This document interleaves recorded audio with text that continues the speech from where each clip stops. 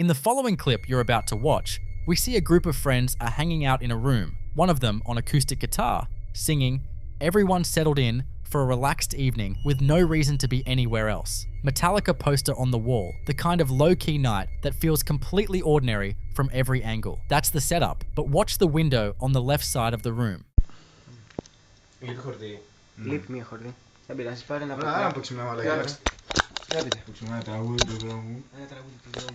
Okay. 1, 2, 3, go.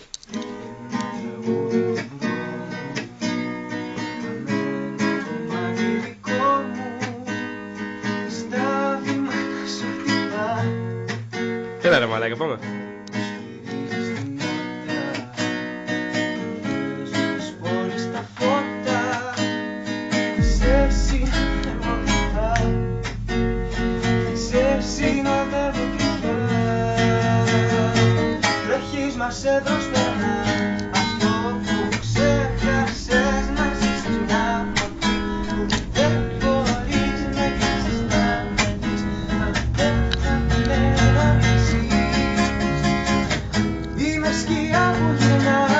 A pale, blurry white figure passes by outside in the darkness.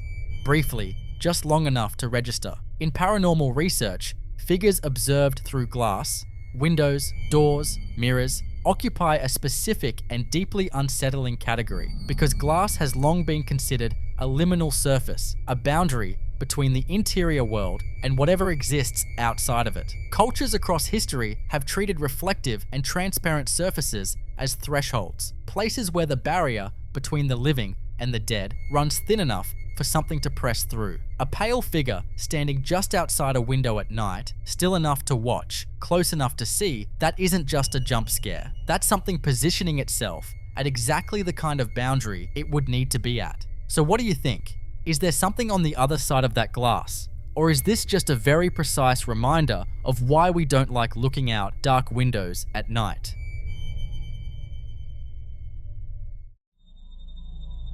In this next clip, a teenager is standing on a dark, unlit path at night, surrounded by dense foliage, speaking directly into his phone with a worried expression. The kind of look you get when something already feels off before you can explain exactly why. He'd been out late, filming on his own, and according to what he says, he'd just received a call and was trying to explain the situation to someone he calls Brother Han. His voice already edging toward panic, even in those opening seconds. Watch. Tembak kita masuk, oi. Lelet tadi host. Iyo, ada tuh menelpon.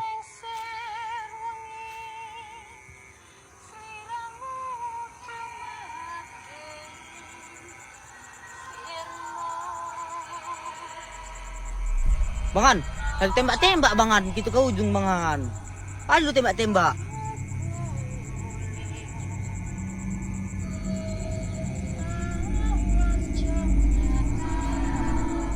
Right there, in the deep darkness behind him, a tall, slender, pale, humanoid figure stands completely still on the path, barely visible without the highlight pointing it out. But once you see it, it's impossible to look past. The teenager himself seems to sense something, turning and scanning the darkness, even raising a second phone toward the figure as if to capture it more clearly. But he never fully sees what's already standing just feet away. Some viewers who follow similar cases from Southeast Asia immediately recognized the description, tall, pale, unmoving, and connected it to what Indonesian folklore calls a pokong, a spirit of the dead said to appear as a white shrouded figure bound at the feet and unable to rest until certain burial rites are completed. Others think it's simply someone standing on the path at night, but that explanation gets harder to hold onto when you consider how still it stands and how fast his panic escalates. The second clip follows a man in a cemetery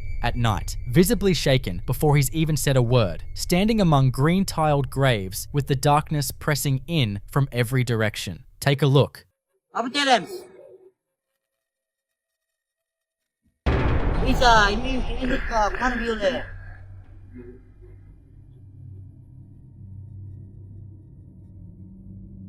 Mana aku cek, soy? Mana ni aku cek? Kalau kau begitu hidup yang seru ni cek. Kalau kau bilang seru ni cek. Behind him, framed between two graves, a tall, pale, white-clad figure stands completely motionless. It doesn't shift, doesn't turn, doesn't react to the man sitting just meters in front of it. He puts his hands on his head, sits down on the edge of a grave, and keeps looking toward the camera with wide, frightened eyes, asking, "What is that?" in a voice that's clearly not performing calm. The cemetery setting matters here because in Malay and Indonesian traditions, tall, pale figures spotted among graves at night are frequently associated with kuntilanak or pontianak, female spirits tied to death and burial grounds, often described as appearing in white, standing still before making their presence violently known. Skeptics argue both this and the previous clip could be someone stationed in the background for effect, and the dramatic sound design added in post-production doesn't help the case for authenticity. But the figure's stillness is what unsettles people most. It doesn't perform, it just stands there, and that somehow makes it worse. In the third clip, a man is sitting on the ground in what appears to be another cemetery at night, reddish-purple plants rising behind him, white grave markers visible in the row beyond. He's looking at his phone, expression heavy, the way someone looks when they're already on edge and trying to stay composed. Listen closely.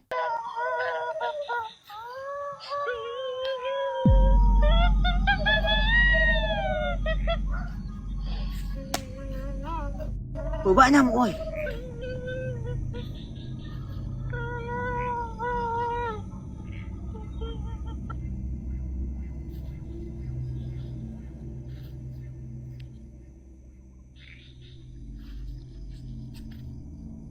Tep boy.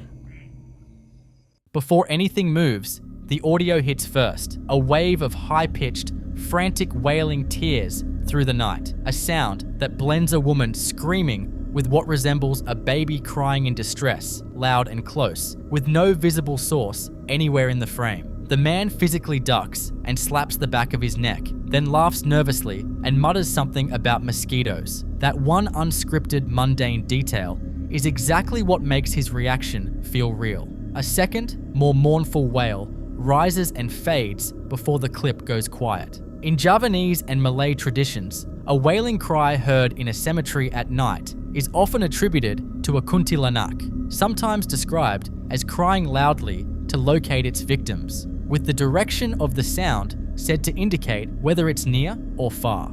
The man's final words, challenging whatever is out there to respond, suggest he hasn't decided to run yet. Whether that's courage or something else is hard to say. The fourth clip brings a teenager outdoors at night on a dirt path, trees swallowing the darkness behind him, speaking casually into the camera while crickets fill the air around him. His demeanor is relaxed at first, hands on hips, gesturing as he talks, completely unaware of what's hanging in the trees directly behind him. Watch closely.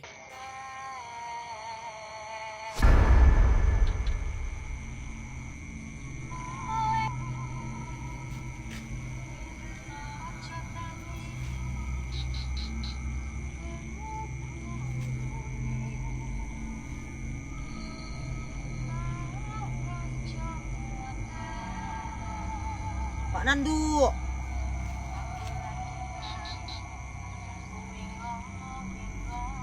Satu corgi kita masuk ke dalam. Satu corgi kita masuk ke dalam. Tap teman-teman, tap.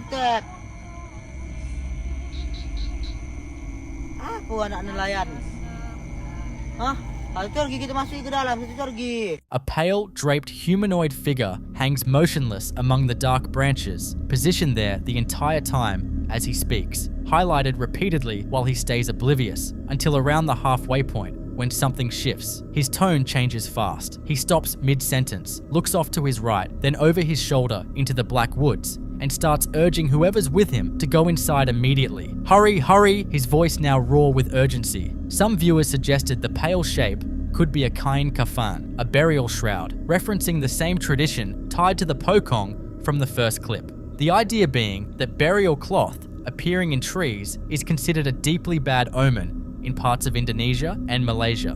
It didn't move the entire time he was standing beneath it. What finally scared him off isn't entirely clear from the footage, but across all four of these clips, a figure on a dark path, one standing still between graves, disembodied wailing with no source, and something pale hanging in the trees, what stands out isn't any single moment. It's the pattern, the same region, the same type of figure, the same breathless reaction from people who seem to have no idea what's already right behind them. Like and subscribe if you're enjoying watching this video. What is it that keeps appearing in the dark, and why does it always seem to be waiting there before anyone even knows to look?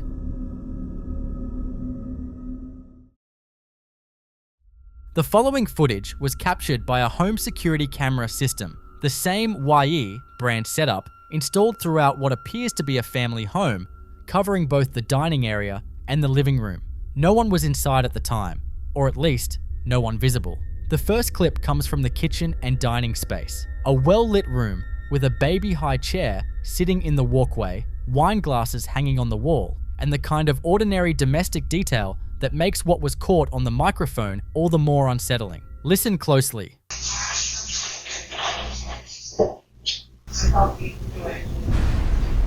At the very start of the recording, before anything else registers, a disembodied whisper cuts through the silence, raspy, slightly distorted, and sounding very much like the words, "Stop it." The room is completely empty. No one walks through the frame, no door opens, nothing shifts. Just that voice, hanging in an otherwise quiet house. Some viewers think it's simply audio interference picked up by the camera's microphone, the kind of electronic artifact that security cameras are known to produce. But others aren't so quick to dismiss it, because a whisper that forms what sounds like words in a room with a baby's high chair sitting in plain view carries a very different weight than random static. That alone is unsettling. The second clip was recorded by another camera in the same home, this one covering the living room at night, with the infrared night vision rendering everything in grainy black and white. A fireplace on the left, a couch on the right, an empty armchair, and an open doorway leading deeper into the house. Watch.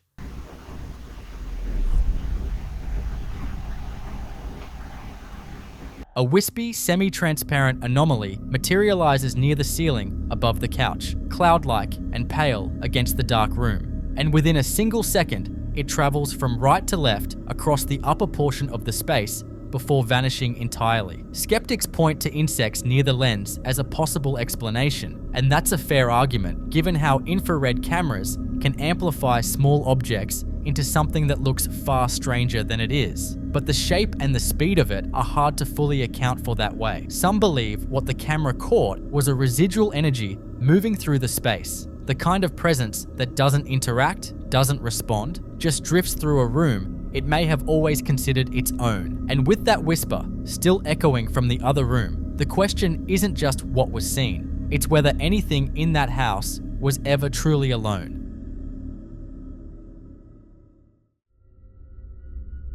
In this next clip, a man was in the middle of cleaning out what he describes as an abandoned house, dirty floors, old furniture, the kind of place that already puts you on edge just walking through it.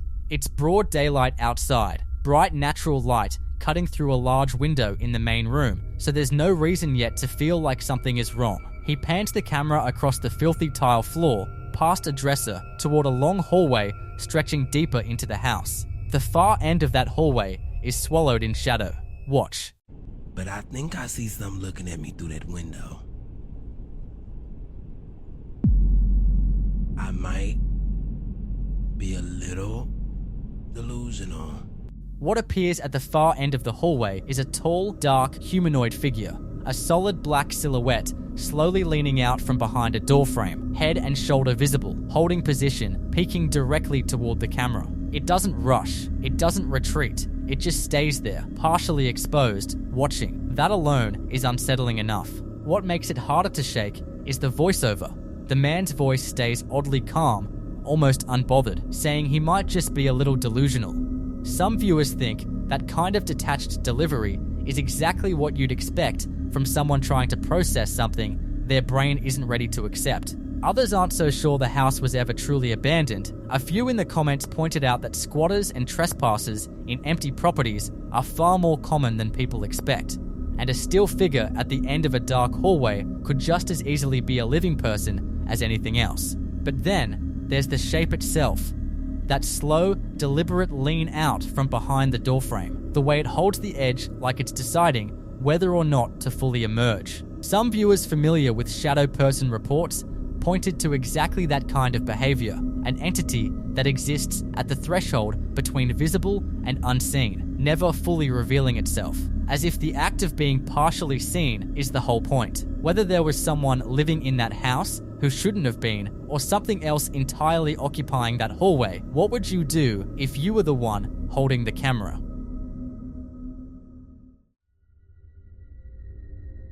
In this next sequence, we follow a creator named Ryan, who has been dealing with an increasingly exhausting and persistent situation inside his home. For quite some time, he has frequently reported hearing his own name whispered in empty rooms, usually when he is completely alone and going about his daily routine. While working in his workshop and having a casual phone conversation with his aunt, his camera happens to catch a clear, clean audio recording of this exact phenomenon. If you listen closely toward the end of this first clip, a distinct, disembodied voice can be heard whispering a direct message. "I'm sorry, Ryan, it's me." What you're about to see just happened like an hour ago. Look at this, man. Oh man, we did the Frozen theme. One of my wife's friends flew in from out of state to do the cake. It was great. I miss you guys being there. I'm so sorry I couldn't be there. Sit down and I'll your hot. It's okay. How's everything going? We got that robots cooked now. Oh yeah.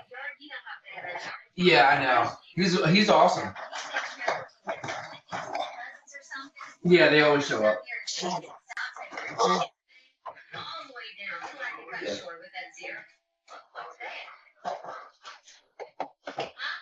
I don't know. There's something that's been happening. No one is over here. I don't know if that's. I'm not in it. I'm standing outside of it now. No one's in it.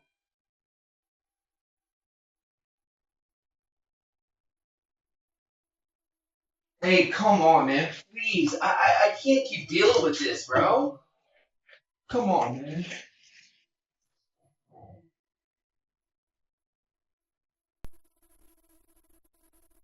Sorry.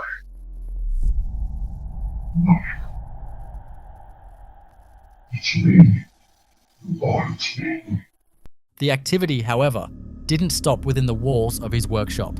Days later, Ryan was hosting a live stream to interact with his followers when the presence made itself known once again, this time originating from the outdoor shed on his property. As he streams the dark exterior of his yard, a sharp, clear whispered voice cuts through the quiet night air, caught live on camera. What the fuck was that? Sorry.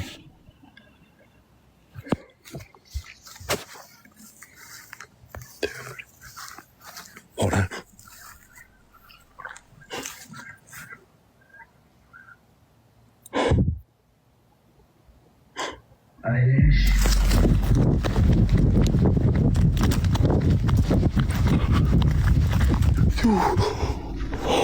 Oh my god, come here. Right now. If you listen closely, the entity appears to utter a single, highly distinct word, Ayesh. In Hindu philosophy and linguistic traditions, this term translates directly to a divine or spiritual essence. This opens up an interesting perspective for paranormal analysis. Rather than dealing with a standard localized haunting or a simple residual imprint of a human spirit, this specific vocabulary might suggest the presence of an intelligent, ancient energy or an elemental entity operating on a completely different spiritual frequency. The progression of these vocalizations is also worth noting from an analytical standpoint. The entity moves from simple auditory recognition by whispering Ryan's name to forming a structured, personalized statement of apology, and finally to articulating an abstract, complex philosophical concept outside. This indicates a presence that is highly aware of its environment and potentially trying to define its own nature to the living. So, was this an advanced spirit attempting to communicate its true identity? Or is it an unknown entity merely mimicking profound language to keep Ryan guessing? I'll leave to be the judge. In this clip you're about to watch, a real estate photographer was doing what he's paid to do, walking through an old house, documenting the space, keeping it professional. But from the moment he stepped inside, He couldn't shake the feeling that he was being watched. Not the vague, general unease you get from an unfamiliar place, something more specific than that. Something that followed him from room to room like a second heartbeat he couldn't account for. He comes down the staircase, camera rolling, and that's when it happens. Behind him, you can hear the distinct sound of footsteps, and a shadow moves down the stairs like something is following him, step by step, unhurried, unbothered by the fact that he might turn around at any moment.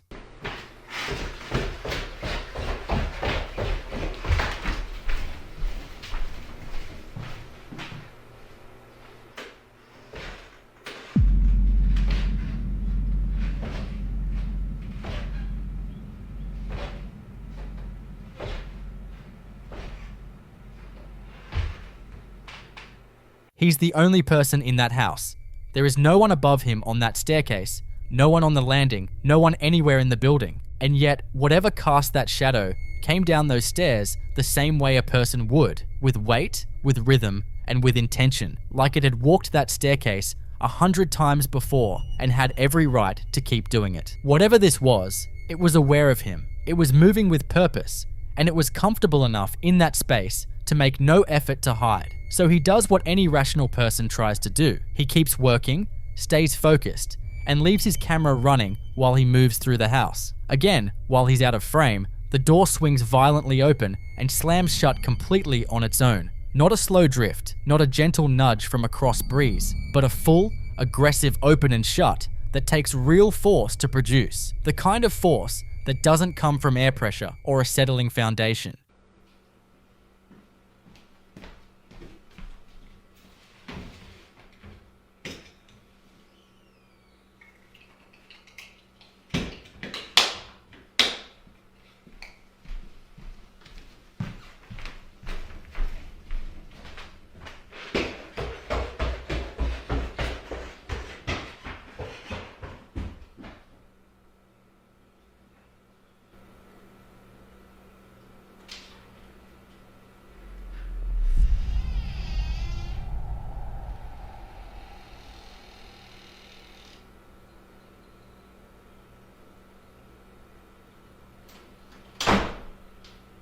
In paranormal research, doors are considered one of the most significant objects an entity can interact with because they represent barriers between rooms, between safety and exposure, between the known and the unknown. When an entity manipulates a door with that level of aggression, it isn't residual and it isn't accidental. That is intelligent activity. That is something making a deliberate statement about who actually controls that space. The photographer came in to do a job, but whatever lives in that house had already decided it wasn't interested in having a guest, and it wanted that point made clearly. But what is drawing this kind of energy to this specific location in the first place? That answer might be buried in the ground just outside. There's an old belief, one his dad apparently held firmly, that certain flowers only grow where a body has been laid in the earth, that something in the process of decomposition changes the soil in a way that pulls specific plants to the surface like a quiet, botanical confession.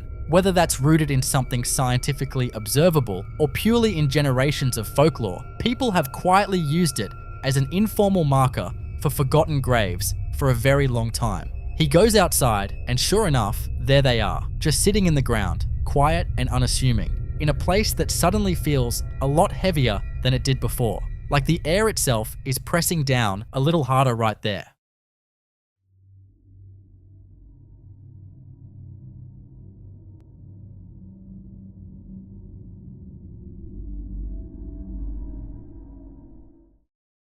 And then he goes back. Because once you've seen something like that, once the weight of what it might mean settles in, you can't just leave it alone.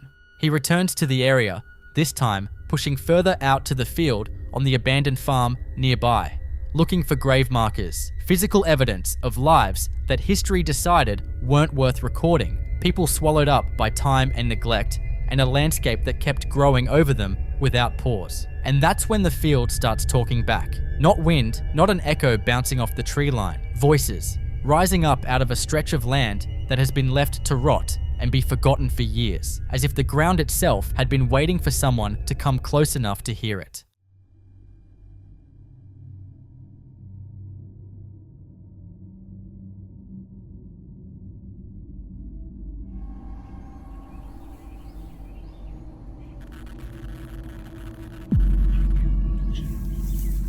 And here is where the full picture snaps into focus. The shadow that followed him down the stairs. The door that slammed with enough force to make a point. The flowers growing silently over what might be unmarked graves. And now voices surfacing from a field that may be sitting on top of people who never got a proper burial, never got a headstone, never got anyone coming back to remember them. In paranormal theory, locations built near or above unacknowledged remains act as anchor points, concentrating energy, creating the exact atmospheric conditions that allow entities not just to exist, but to grow stronger over time, pulling more of the dark in around them like a wound that never closed. That house isn't haunted. In spite of what's outside it, it may be haunted because of it. Whatever is moving through those rooms, slamming doors, and casting shadows on staircases could be tethered to what's buried just beneath the surface of that field, fed by it, grounded by it, and completely unbothered by whoever walks through the front door. So what do you think? Is the entity in that house a lost soul anchored to the forgotten graves just outside its walls? Or is something far darker using those remains as a source of power?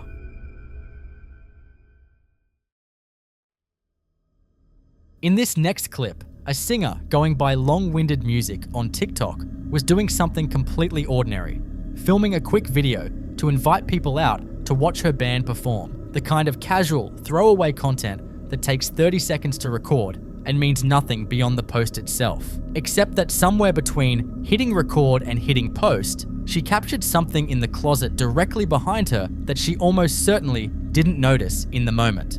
There's a shadow, a shape, something with enough density to register on camera, shifting inside that closet while she's standing right there, completely unaware. Not a hanger swaying, not a curtain catching air, a figure moving with the kind of slow deliberateness that puts it in a completely different category from anything you'd want to explain away. I just want to know how I can get people to come to our shows.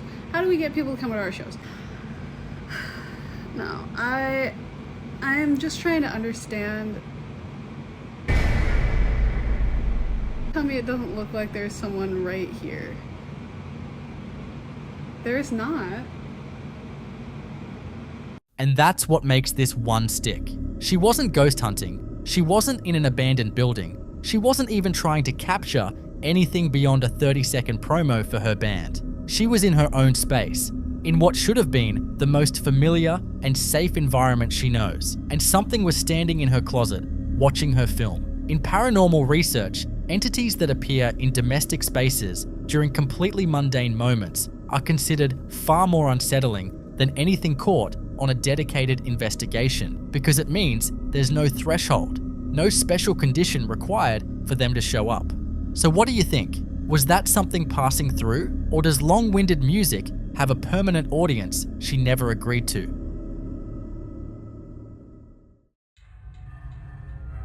In this next clip, we're inside a small tailor shop in a marketplace late at night, long after the surrounding stalls have gone dark and quiet. The shopkeeper is still at it, head down, focused on his work, completely alone. Or at least, that's what he thinks, because the CCTV catches something that stops the whole scene cold.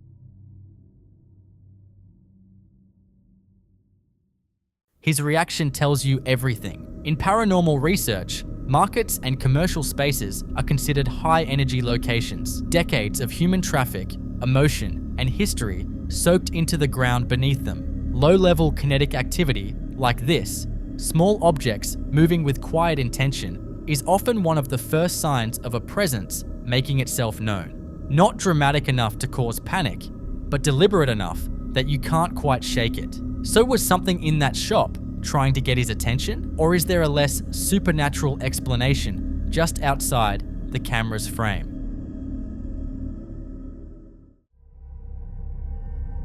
In this next clip, we follow a mother named Sam who had been living with a persistent, creeping feeling for a long time. The kind that sits just below the surface. The sense that something in her own home was watching her, that she was never quite as alone as she should have been. She couldn't pin it down, couldn't point to anything specific, until she accidentally caught something on camera while filming her twin boys playing. The toddlers are running into a bedroom, completely in their own world, and buried in the audio is a distinct, disembodied woman's voice whispering, "Shh, quiet." ¿Qué pasó?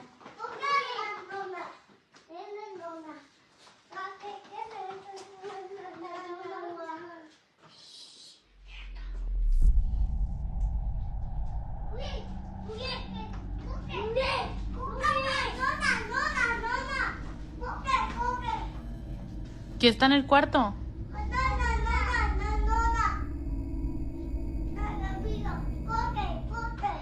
Sam confirmed she was completely alone in the house with her children at the time.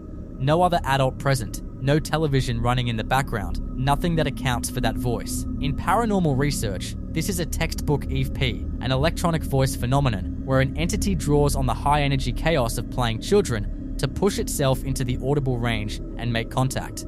Kids that age generate exactly the kind of frantic, unfiltered kinetic energy that entities seem to be able to use as a bridge. But the specific choice of words is what makes this one linger. Why tell them to be quiet? Some investigators believe domestic spirits fall back into old behavioral patterns, disciplining out of habit like they still have authority over the space. Others take a darker view that something was trying to hush the boys specifically to avoid being picked up on the recording. So what do you think? Is this a protective presence watching over those kids, or something that very much preferred to stay hidden?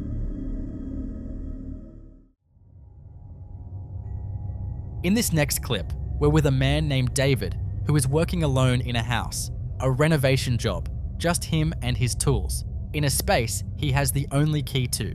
No one else is supposed to be there. No one else can get in. And yet from pretty early on, it becomes obvious that David has company he didn't clock in with. You can see small, light footsteps moving through the space, the unmistakable pattern of a child walking. Okay, so my last video wasn't too long because I didn't press a 10-minute icon there.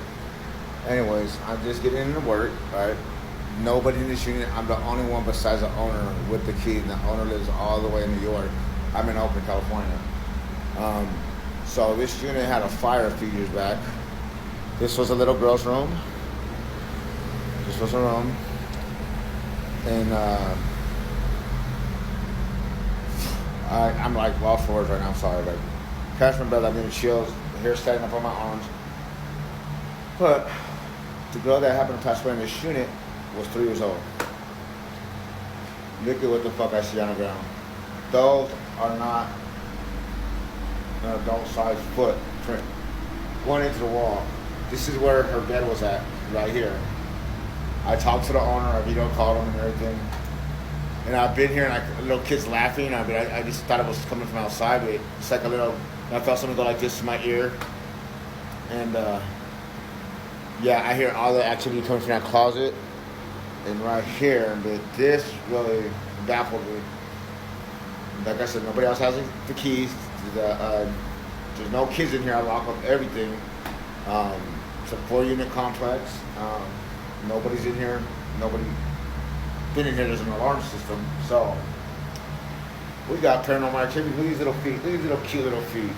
If you're in here, ghosts, I mean no harm. I'm Uncle Dave. You call me Uncle Dave. Just fixing up your room for you. Okay? But yeah, I believe in ghosts. So if you have anything paranormal, share it on Ghost. But man, I work in every environment, even if it's haunted, you know. But yeah, you know. But yeah, say something. You hear some ghosts or whatever, or capture ghost activity, share it, man. Okay, peace out. God is love. See you later. That detail alone changes the entire weight of this footage, because this isn't just unexplained audio in a random building. There is a specific child tied to a specific room in this specific house, and that is exactly where the sounds are coming from. David isn't speculating. He knows the history of the property, and you can hear in his voice that the sounds he's picking up are not surprising to him, so much as they are confirming something he probably already suspected. And then right near the end, a female voice comes through clearly, a hi, and then what sounds like bye, just seconds later, calm and deliberate, like something that wanted to be heard before it stepped back. But what makes this one travel beyond just David's experience is what happened after he posted the footage. People started texting him, saying that after watching the video, they were seeing footprints appearing in their own homes.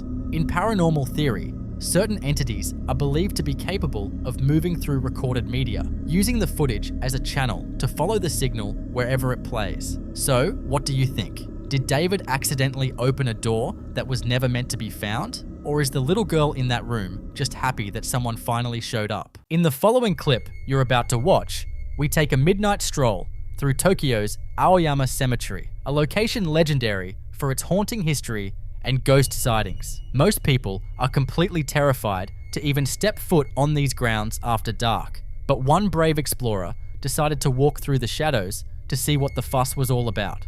While navigating the dark pathways, he suddenly hears a distinct cat meowing that startles him in the quiet night. His reaction was quick as he pans the camera towards the cemetery. However, when he watched the footage back, his camera picked up absolutely no trace of the feline's voice.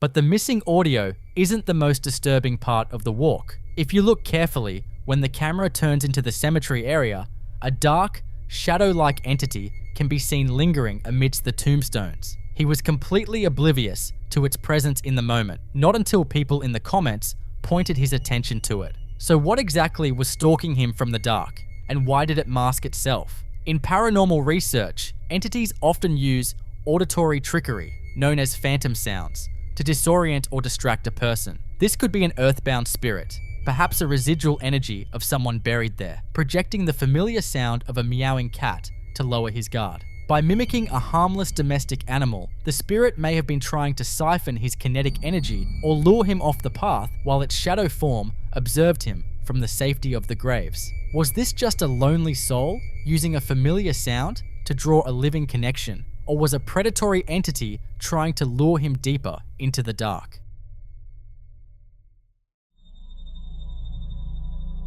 In this next clip, an explorer decides to investigate a reported ghost sighting in the dense woods near his home. Equipped with a borrowed color night shot camera, he ventures out alone after dark to see if there is any truth to the local rumors. The initial atmosphere is completely still, but as he scans the tree line, he catches sight of a strange, pale anomaly shifting between the trees. He tries his best to steady his hands and zoom in for a better look, but whatever the entity is, it dissolves back into the shadows just as quickly as it appeared.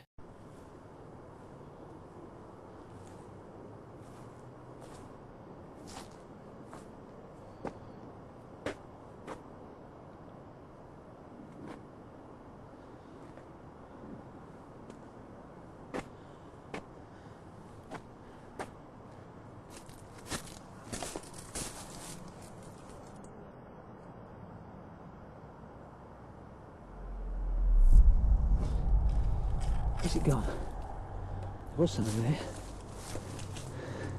Sure, I saw something. Where is it? It was around here somewhere.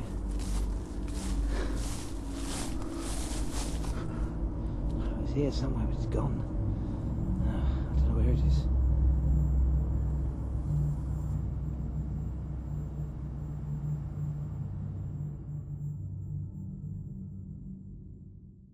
But the story didn't end in the forest. On a separate night, the creator experienced a deeply unsettling scenario. The realization that whatever presence you disturb in the wild might just follow you back to your personal space. While checking on a sudden disturbance in his own backyard, his camera picks up another pale, ambiguous figure moving stealthily behind the bushes.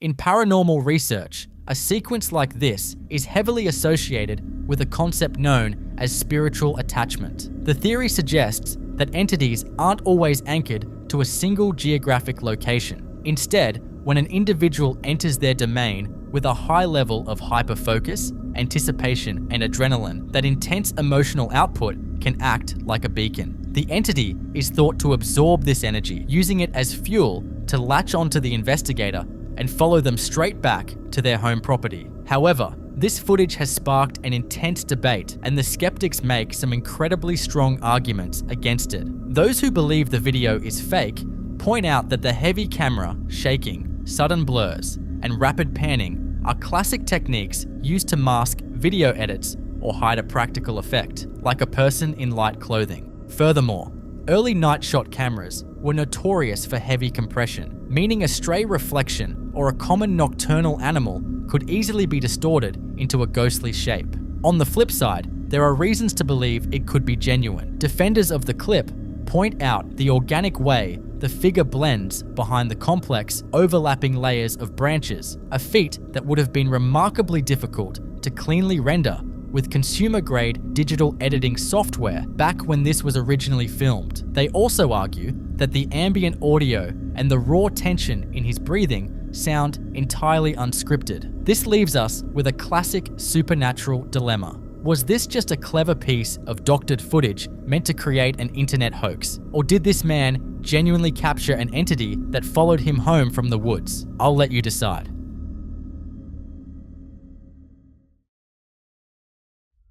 In this next clip, an Uber Eats driver named Marcus captures a bizarre chain of events while making a late-night delivery right next to a cemetery. While on his route, he begins hearing a heavy tapping and vibrating sound against his passenger window.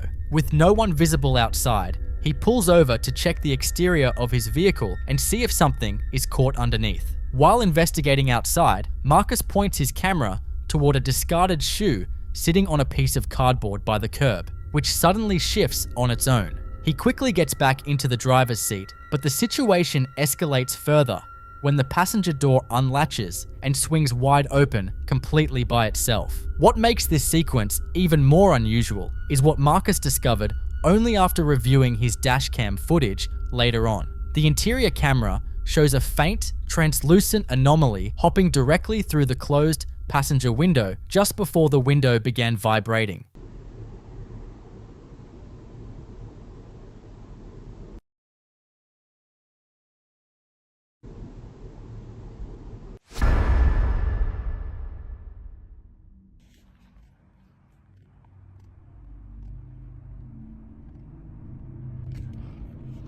Doing my usual Uber eating, dropping off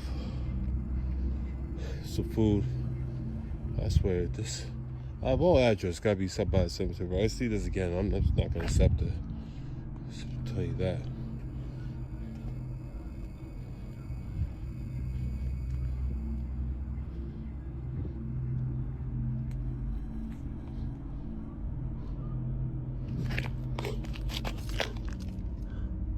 So make sure I'm not tripping. No. Make sure I'm not tripping. So, I'm driving off the DoorDash, the Uber Eating. I can't even get my daggone company straight. And you're gonna see a vibration. But see tapping at the window. You're definitely gonna hear it.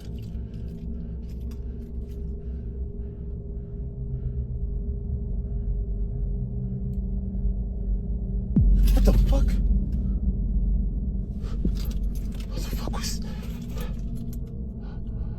Hell no. Hell no.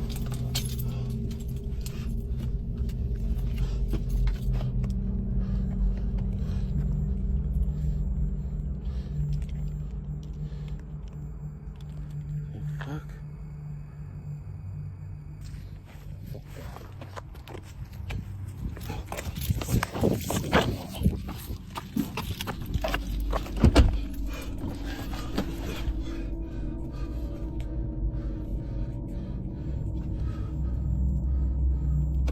What the?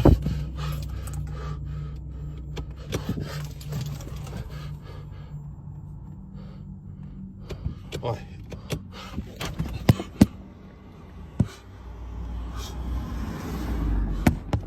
What the? No, you know.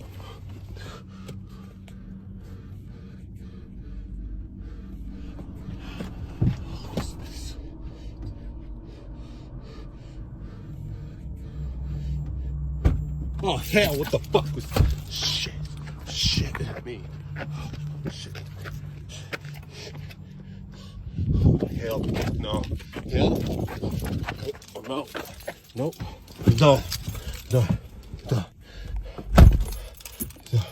In paranormal research, proximity to a cemetery significantly increases the likelihood of encountering active spiritual energy. Graveyards are massive repositories of residual human history, and entities lingering in these spaces are frequently drawn to the bright headlights and kinetic energy of passing vehicles. The anomaly caught on the interior camera points toward a deliberate manifestation attempt. Because spirits lack a physical form, they must manipulate nearby objects, like the roadside shoe, or generate intense kinetic force to make their presence known, which directly explains the sudden, heavy vibrations on the window glass. Furthermore, unlatching and opening the heavy car door suggests the entity was executing a clear progression of activity, moving from outside disturbances to a physical invasion of Marcus's personal space. By utilizing the ambient energy of the environment, the presence managed to cross structural boundaries that would normally keep the physical world separate from the spiritual. So, do you think Marcus unwittingly invited a restless soul into his passenger seat? Or was this cemetery entity actively looking for a way to escape the confines of the graveyard?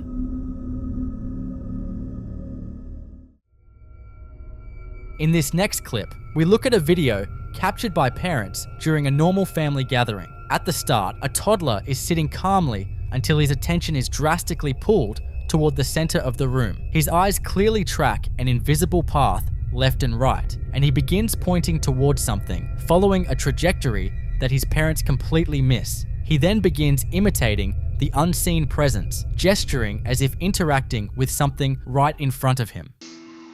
Non. Il est drôle avec son petit nom, hein? Il est vraiment dans Terrible 2, là, tu sais. Qu'est-ce que tu checkes là? C'est des fantômes, mon amour!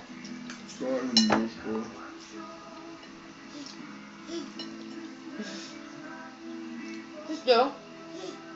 Qu'est-ce qu'il y a? Hein? Qu'est-ce qu'il y a? Quoi? Hein? Quoi? Parle! Parle!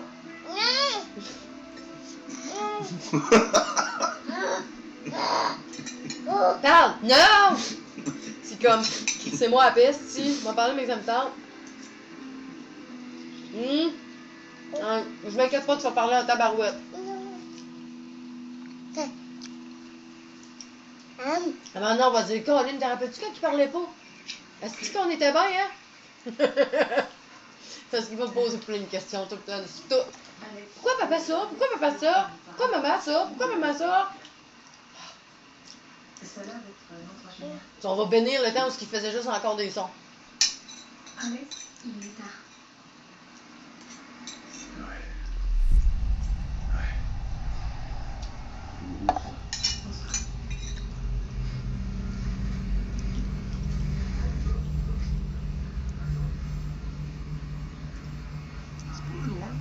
Si je vois pas le bas de la queue.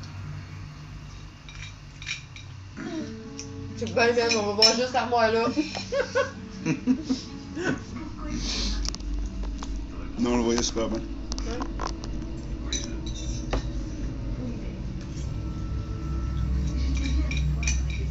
Il a caché là. Il vient de cacher qu'il est filmé là. Là, tu peux te filmer là. Tu te filmes encore. Il a oublié. Non. Oh ouais. Arrêtez pas de manger l'assiette, elle est l'eau. Regarde tes dents.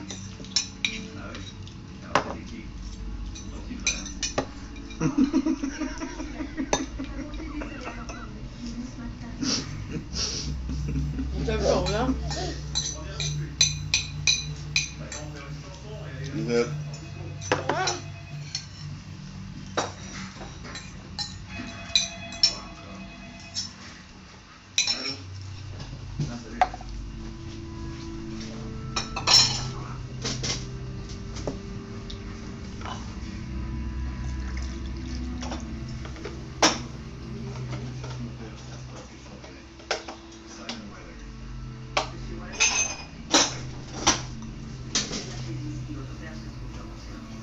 Là, comment on va la stabiliser, la scène? C'est quoi que tu vas les mettre pour la figer là?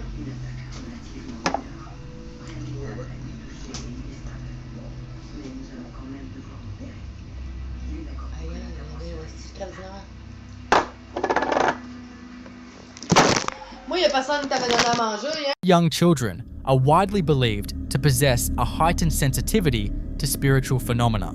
The underlying theory suggests that toddlers have not yet developed the psychological filters or rational skepticism that adults use to dismiss unusual sensory data, leaving their perception open to subtle environmental shifts and entities. In this instance, the child's reaction is not a gradual drift into daydreaming, but a sudden and deliberate engagement with a specific spot in the room. His physical tracking and imitation imply he is observing a clear visual stimulus. This could indicate an interaction with a residual energy signature or an intelligent spirit, perhaps a deceased relative, visiting the household. What do you think caught this toddler's eye? Was it just a sudden burst of a vivid imagination, or are young children genuinely capable of seeing things adults cannot?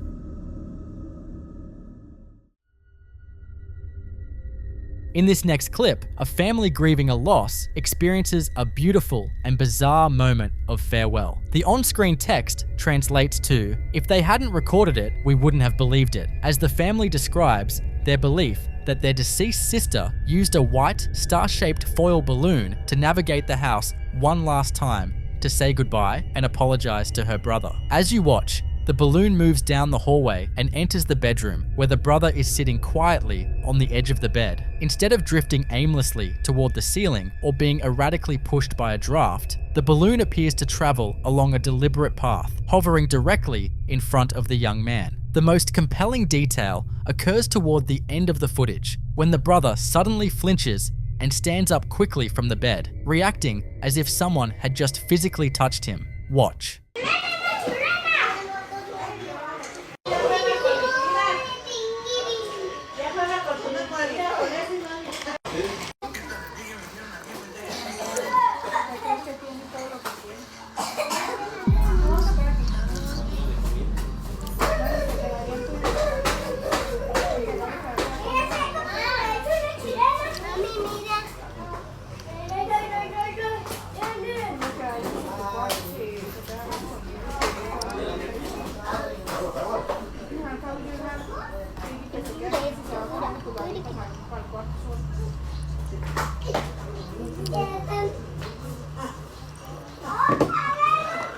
Lightweight objects like balloons are frequently reported as mediums used by spirits to communicate, as they require very little kinetic energy to manipulate or guide. The family firmly interprets this event as a genuine spiritual farewell, dedicating the footage with the message, "Siempre vas a estar con nosotros, mi reina," which translates to, "You will always be with us, my queen." So what do you think? Was this an extraordinary coincidence involving indoor air currents, or did a grieving brother receive a tangible, physical sign from his sister? In the following clip, what starts as a heartwarming family gathering takes a deeply unsettling turn. The footage centers on an elderly woman bathed in the warm glow of candles as her family sings to her. It's a standard, grainy home video, but the atmosphere subtly shifts when you look past the festivities and focus on the open doorway in the background. As the song reaches its peak, a distinct, childlike shadow darts across the room.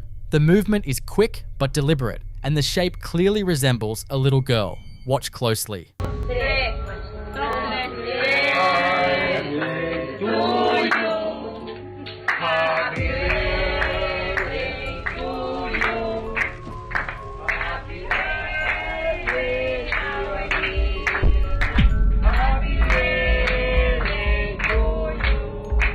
The grandmother appears entirely unaware of the anomaly behind her, completely absorbed in the moment. Yet, the camera captures what the human eye easily missed in the chaotic joy of the celebration. What makes this particularly chilling is the context that often accompanies such manifestations in paranormal circles. Some viewers theorize that the shadow may be deeply connected to the grandmother's past. A common narrative attached to this footage suggests that the woman may have lost a young daughter many decades ago.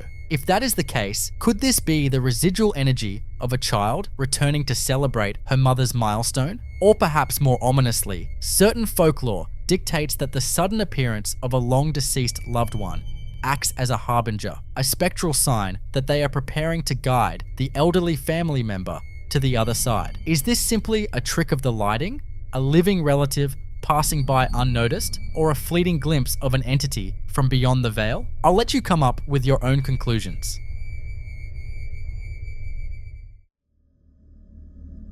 In this next clip, we see exactly why working in a mortuary or a funeral home requires a profound level of mental fortitude and an inherent comfort with the concept of mortality. These facilities are designed to be final way stations for the deceased, places where families gather to release their heaviest, most agonizing emotions. Because of this intense concentration of grief and transition, paranormal researchers have long considered funeral homes to be highly active epicenters for the supernatural. Usually, this activity is thought to be residual, a sort of emotional echo permanently etched into the very foundations of the building. But what happens when that energy stops being a simple echo and begins to interact with the living? Recently, a mortuary worker began documenting her shifts after noticing a disturbing pattern of inexplicable disturbances, and her footage provides a terrifying look at an escalation that defies all logical explanation. The deeply unsettling series of events begins early one morning before the facility is officially open. The worker is alone, surrounded by the sterile, quiet atmosphere of the embalming rooms, quietly prepping for the arduous tasks ahead. Having felt a heavy, oppressive presence in the building during previous night shifts, she decides to keep her camera rolling. The silence of the mortuary is profound, but it doesn't take long for that quiet to be violently broken by an auditory anomaly. Take a look.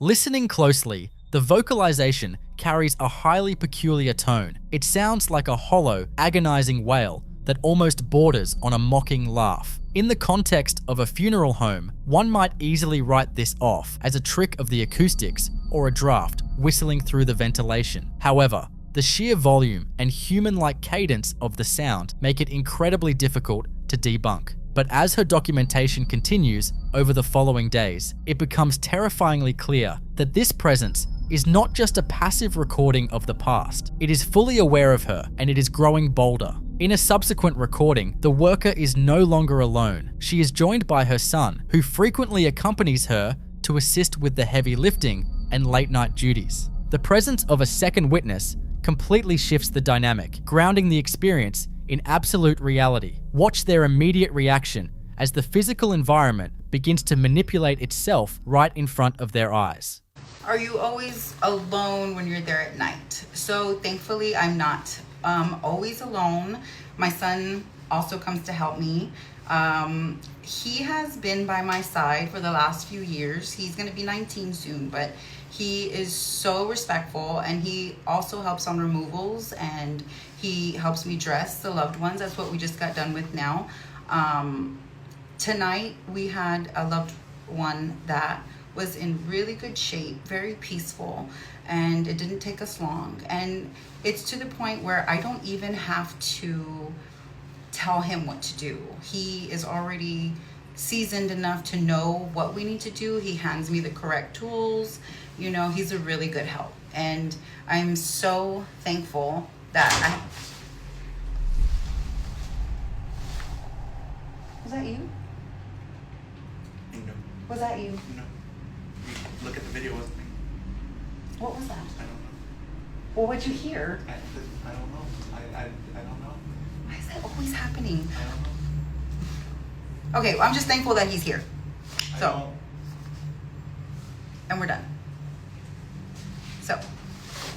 A heavy, solid door is caught moving entirely on its own, unprompted by any visible force. Mortuary and hospital-grade doors are notoriously weighty, deliberately designed to seal off specific rooms and prevent air circulation. A simple draft, or the natural settling of an old building, simply does not possess the kinetic energy required to unlatch and move a door of that size. The genuine visceral shock on her son's face is perhaps the most compelling piece of evidence here. His fight or flight response is triggered instantly. This leap from an auditory phenomenon to a physical manipulation strongly suggests the anomaly has gathered enough energy to interact with our three-dimensional space. From this point forward, the tension within the facility compounds at a rapid pace, and the entity begins to localize its activity. While standing in the corridor, the mother and son are suddenly frozen by the sound of aggressive, inexplicable shouting originating from the facility's chapel.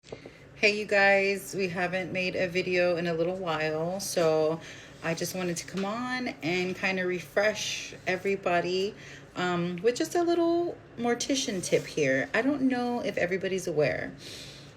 So when you bring in the clothing to the funeral home, yes, you want your loved one dressed in something either they loved, or say they were in the military and they have, you know, military getup that they want on, their favorite shirt, their favorite pants, pajamas even, just so everyone's aware. I think that this is something people don't tend to think about.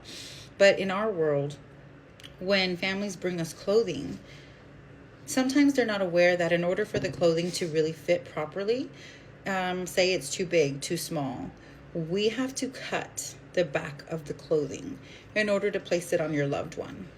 So sometimes if families request the favorite shirt back, or, you know, their favorite set of whatever they have on, it will be cut. It's very rare, unless the clothing is perfectly fitted to that person, that the director won't have to cut it. I've worked in several funeral homes where they don't cut it, and it... Is anybody here? No, what is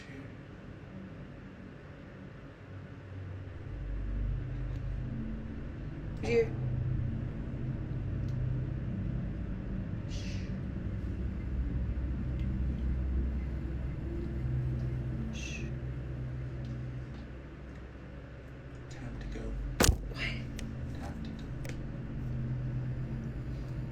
We're the only ones here. I have to go look. There's always been your video. Okay, let's go. We're going. The chapel is the emotional core of any funeral home, the exact room where the living confront their final goodbyes.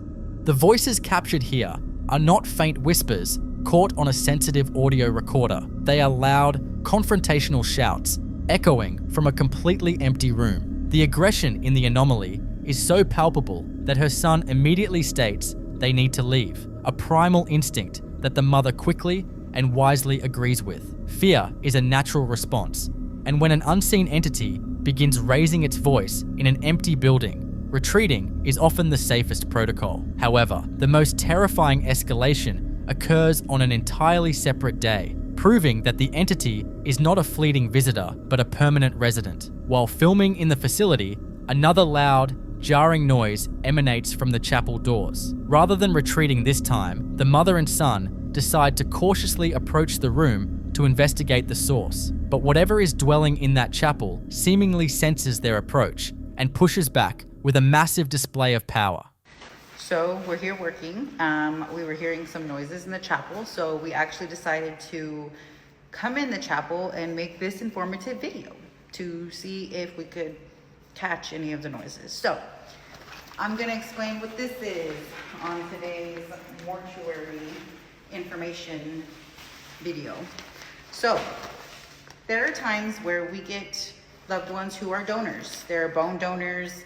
They take skin, they take what they can for things that anybody may need, right? So when they come to us, we have to prepare them properly, and sometimes there are issues where there can be leakage. So in order to prevent the leakage and keep it contained, the deceased would go in one of these, which is called a unional.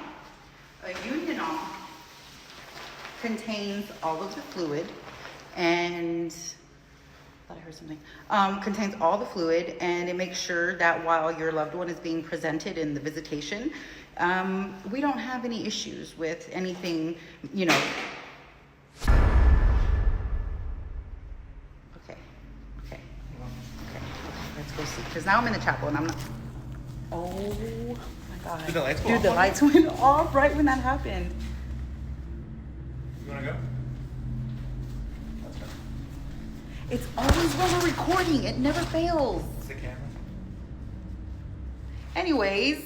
Just as they step forward to uncover the source of the disturbance, the lights in the corridor are completely severed, plunging them into absolute darkness. This sudden blackout is deeply baffling and crosses a dangerous line. In paranormal theory, it is widely believed that spirits and entities require vast amounts of ambient energy to manifest physically or audibly. They will often drain batteries, drop the ambient temperature, or siphon power directly from a building's electrical grid. The precise timing of this blackout suggests an intelligent entity capable of manipulating the environment, either draining the power to gather strength for a larger manifestation or intentionally plunging the room into darkness to assert dominance and incite terror. It is a calculated, psychological strike against the witnesses. Even after this intense, confrontational encounter, the presence refuses to back down, continually toying with the worker and her environment.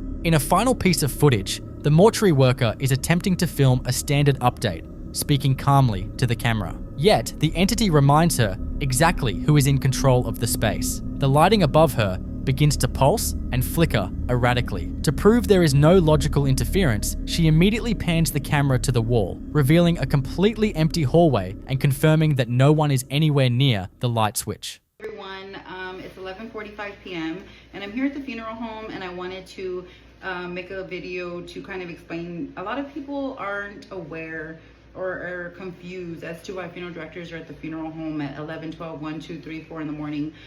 So death can occur at any time, morning, afternoon, evening, and funeral directors have to be ready to go at any time. So, you know, if a funeral director gets a call, they'll make that removal at the place of death, bring the loved one to the funeral home, and if they are going to be embalmed, that embalming is usually done at that time. So funeral directors can be at the funeral home all night. If they are getting multiple calls while they're embalming, they have to stop and go and come and finish and go and come and stop and all that stuff. So sometimes funeral directors are at the funeral home all night, and then they have to work in the office the next morning, meeting with families, taking out services.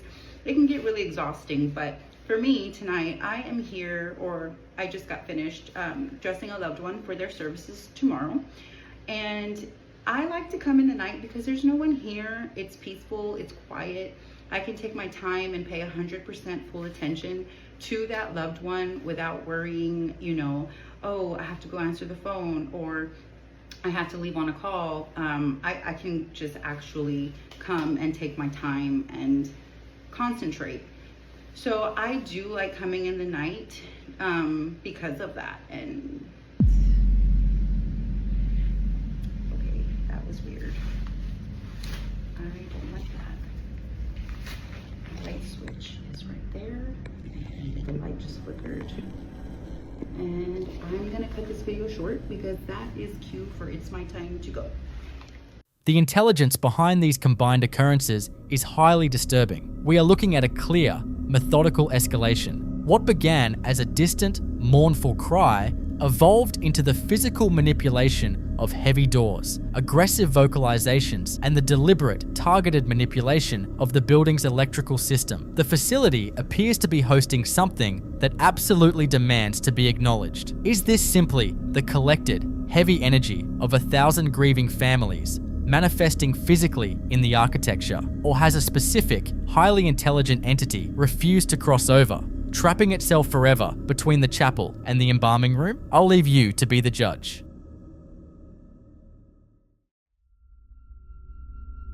In this next clip, a worker at what appears to be a large cemetery or mortuary complex captures a series of events that suggest he is far from alone during his night shift. According to the man recording, he began documenting the area after noticing small objects being toyed with by an unseen force. Though he speaks in Spanish, the terror in his voice is universal as he repeatedly asks, "Who is there?" The footage begins with a focus on a simple water bottle resting on a flat stone ledge. Take a look.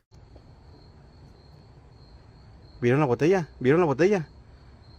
¿La vieron? Si estás aquí, manifiéstate. Escucho algo. Escucho algo. ¿Hola? Mira, se cayó, se cayó, se cayó, se cayó, se cayó. Al mismo tiempo, amigos, al mismo tiempo, mira alguien ahí al fondo. Buenas noches. ¡Ay, Dios! ¡Ay, Dios! ¡Ay, Dios! No, no, no, no. ¿Qué es eso? ¿Hola? Ay.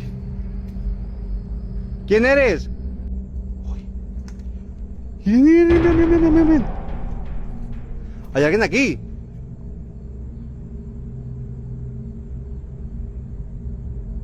¿Hay alguien aquí? Hola? The initial movement of the water bottle is unsettling. It doesn't slide as if pushed by a localized draft, but rather shifts with a deliberate jerky motion that suggests a physical grip. As the worker ventures deeper into the narrow corridors between the tombs, the activity becomes more aggressive. A large plastic container is caught on camera falling and tumbling across his path, appearing as though it were violently thrown from the dark recesses of the complex. The anomaly only deepens when the camera pans toward the back of the graveyard, briefly catching a glimpse of a pale, stationary figure standing over a grave in the distance. The most baffling part of this encounter, however, involves the religious iconography present at the site. Among the various items being manipulated, the large cross mounted atop one of the tombs appears to shift and tilt on its own. In paranormal research, the physical movement of heavy, fixed objects, especially those of a religious nature, is often categorized as high-energy poltergeist activity. It suggests an entity capable of significant kinetic output, or perhaps a residual energy that has become strong enough to influence the physical world. If you were alone in a graveyard and witnessed a cross-shifting of its own accord, would you stay to see what manifested next, or would you find a new line of work? In this clip you're about to watch, a mum and her husband had been noticing things around their house that just didn't add up. Small stuff at first, the kind of thing you brush off and blame on stress or a long day. But when it keeps happening, you stop brushing it off and you start setting up cameras. They installed one the night before this was filmed, and it took less than 24 hours to catch something. She gets up from the little bouncy ball seat to put her baby down for a nap. A completely ordinary Tuesday afternoon moment. And that's when the ball starts moving on its own. No one near it, no draft, no pet bumping into it. Just a slow, deliberate sway that has absolutely no business happening in an empty room.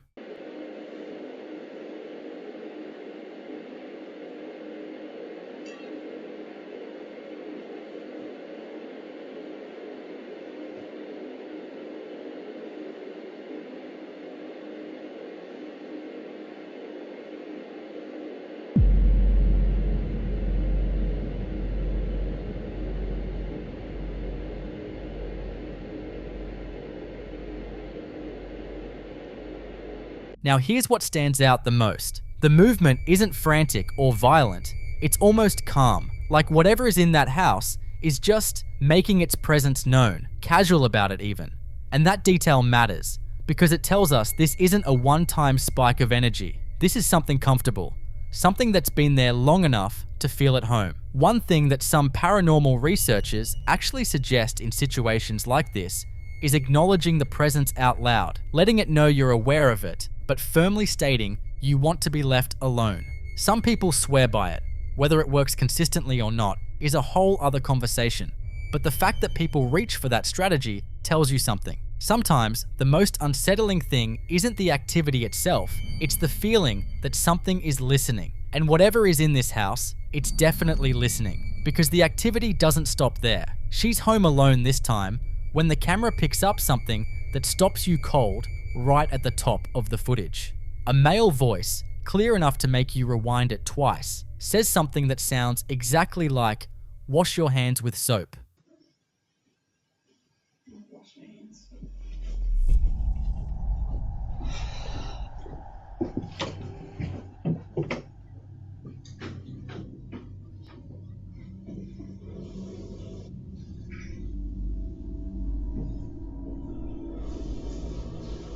That is a full sentence, spoken by a voice that has no physical body attached to it. And what makes it even more unnerving is how mundane it is. It's not a growl or a scream, it's instructions. Like something that used to live in that space is still going through the motions of daily life, completely unbothered by the fact that it's dead. This kind of EVP, where a disembodied voice speaks in plain, conversational language, is actually more commonly reported than people realize. There are accounts of people walking through a completely empty room and suddenly hearing a man's voice speak directly to them, close enough to feel like someone is standing right next to them. It never gets less terrifying, no matter how many times you hear it described. The third piece of footage is what really shifts this from active haunting to something potentially more layered. Her husband had just finished mounting a new camera in the hallway, and they were checking the angle on her phone when the camera picks up what sounds unmistakably like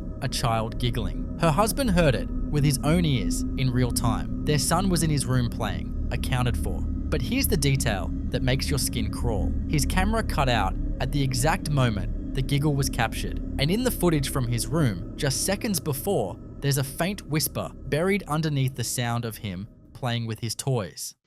They'll pull on. Well, actually, I think they pull on their ears when they're teething too. I'm gonna look it up. Nice.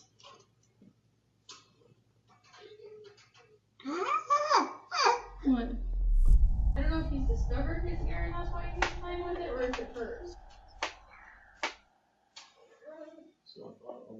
So what are we actually dealing with here? The combination of a calm, domestic presence moving objects, a male voice issuing mundane commands, and what sounds like a child's laughter points towards something layered, possibly multiple energies occupying the same space. In paranormal theory, a location that accumulates this kind of varied activity often acts as an anchor point, drawing in different residual imprints over time. But the fact that the son's camera cut out precisely during that giggle suggests something more intelligent than residual. Something that's not just replaying the past. Something that's aware of the cameras, aware of the family, and apparently fully settled in. So, what do you think? Is this family sharing their home with leftover echoes of the past? Or is something far more intentional making itself comfortable in their house?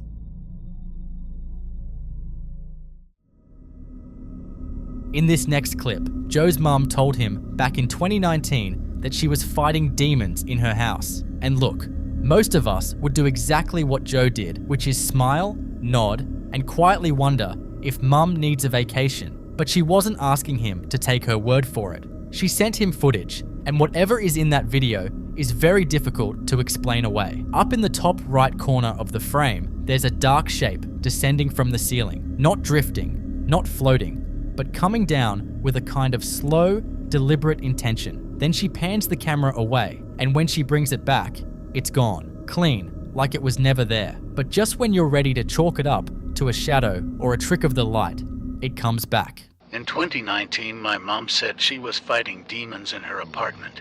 I didn't believe her. She sent me video proof. Now someone tell me what in the grudge shit was going on here.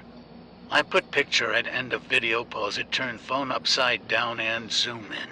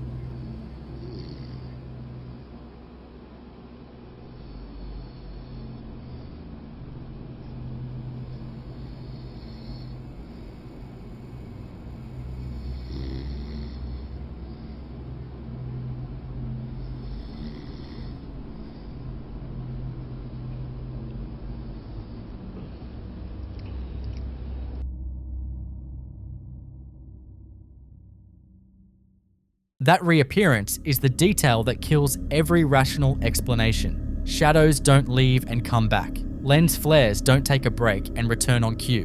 Whatever this is, it's moving with awareness. In demonology, entities that descend from above rather than emerge from corners or doorways are considered particularly aggressive. They aren't wandering, they're approaching. The fact that Joe's mum used the word fighting and not experiencing tells you everything about what living in that house actually felt like. So, what do you think? Residual energy or something that came there with a purpose?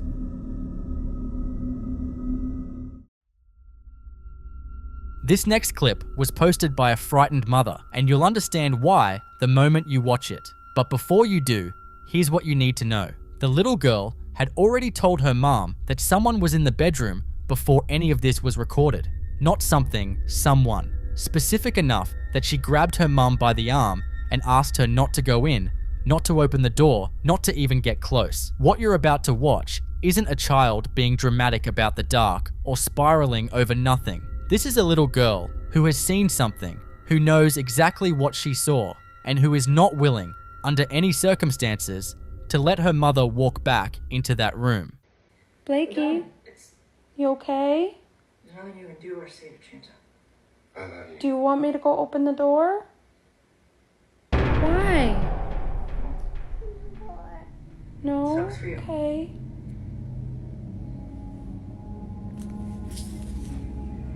Okay, I'm honestly freaking the fuck out and I don't know what to do. Just a couple minutes ago, I got up and I closed my door because she kept pointing to my room saying, Mommy, Mommy, someone's over there.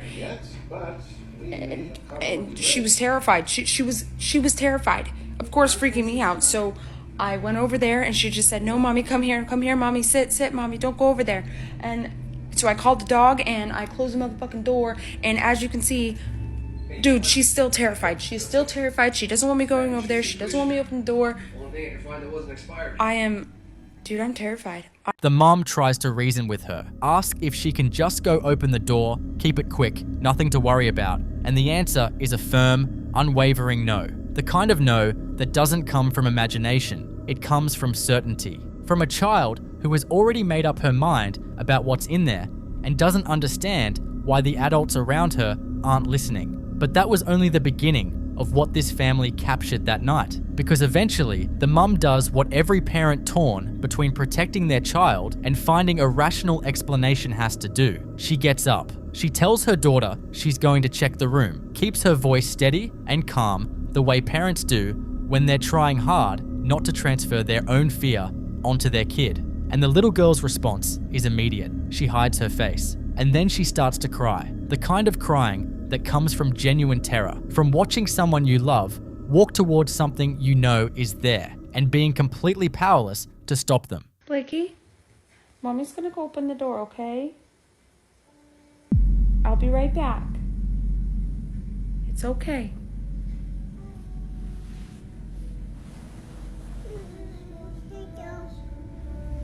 I'll be right back. And now she's hiding her face. Dude, what the fuck?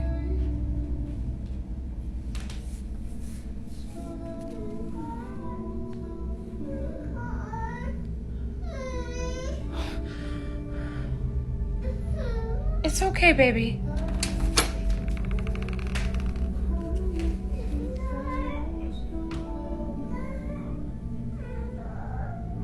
Okay, okay, okay, okay. It's okay. It's okay. It's okay. Okay, tell me I'm not... What do I do? Now here's what you can't explain away. There is a belief that runs through almost every culture that has ever documented paranormal encounters, that children, particularly young ones, exist in a state of perception that adults lost somewhere along the way, that in growing up, in learning to categorize and rationalize and explain the world, we close off something we were born with, and that what looks like an overactive imagination in a frightened child is sometimes something else entirely, a clarity that the adults around them simply no longer have the equipment to access. Children that age don't sustain manufactured fear. They move on, get distracted, and forget. But this little girl didn't forget. Hours later, she still wouldn't let her mum anywhere near that room. A room she normally runs into without a second thought. Whatever she saw in there, it left a mark. So what do you think? Was there something in that room that only she could see? Or is this a case of a child's instincts picking up on something the rest of us have long since lost the ability to feel?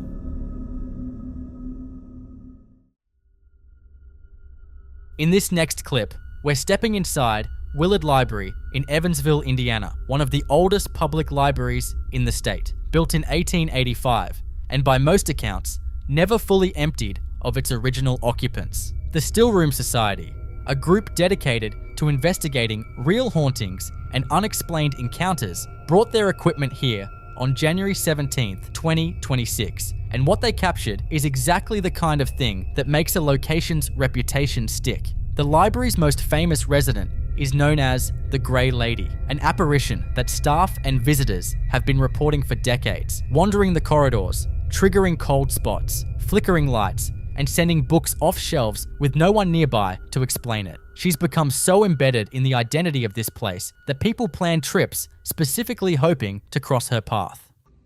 I can hear you back there. Why don't you show yourself to me?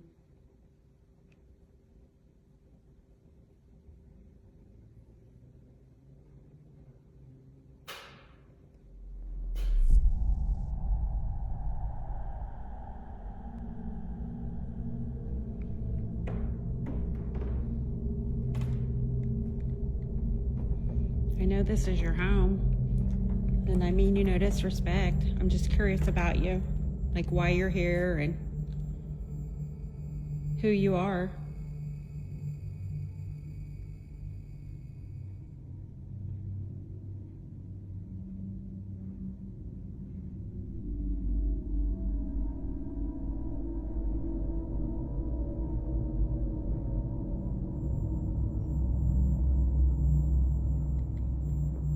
My name's Missy.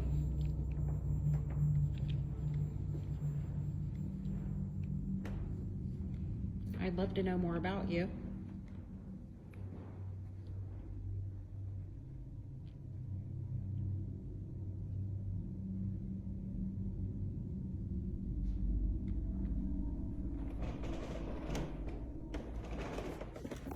Now here's what makes Willard different from your standard allegedly haunted building. This isn't a location that earned its reputation from one dramatic incident and a few embellished retellings. The activity here has been consistent, documented, and reported independently by people who had no idea others had experienced the exact same things before them. That's the detail that separates a legend from something that actually warrants investigation. Cold spots in fixed locations, lights responding to no electrical fault, books that don't just fall, they fall from locked cases. The Grey Lady isn't a story someone made up to fill a slow news cycle. She's a pattern, and the Stillroom Society didn't have to wait long for the library to remind them why they came. The building is completely empty during the second part of this footage. No staff, no visitors, no one moving through those corridors, and yet the cameras pick up sounds that have no business being there. Knocks, shuffling. The kind of audio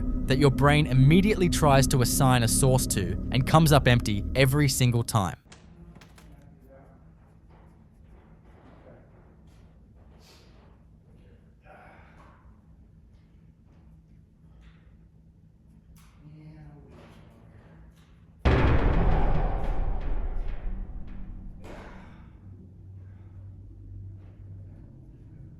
If you peek out, I'll be able to see you.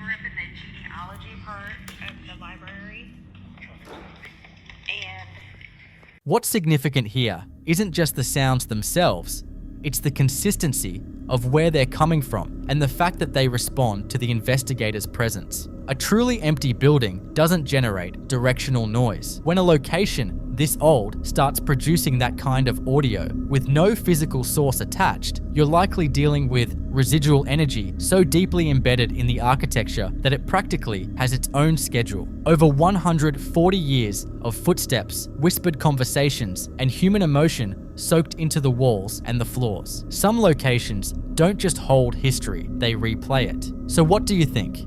Is the Grey Lady still making her rounds through the stacks, or is Willard Library simply too old and too full of the past to ever really go quiet? In the following clip you're about to watch, a workshop owner is at home casually checking his security cameras from his phone the way any business owner does when they want to make sure everything is running smoothly back at the shop. What he sees instead stops him cold. His mechanic, Juan, is standing outside the workshop in broad daylight, gesturing, nodding, clearly mid-conversation, except there is absolutely no one there. Just Juan talking to the empty air, completely engaged, like he's deep in a perfectly normal work discussion with a person that the camera cannot see. The boss does what any of us would do. He picks up the phone and calls him, and this is where it gets deeply unsettling. He asks Juan who he's talking to, and Juan answers without a single beat of hesitation, Don Carlos. He's going over the budget, explaining the damage from the accident Don Carlos had on the highway the night before.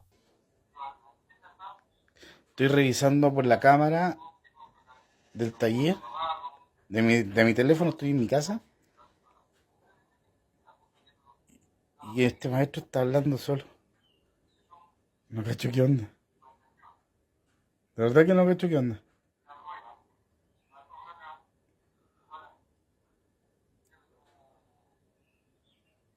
No, está hablando solo. Le voy a preguntar por cámara qué está haciendo. A ver, vamos a preguntar.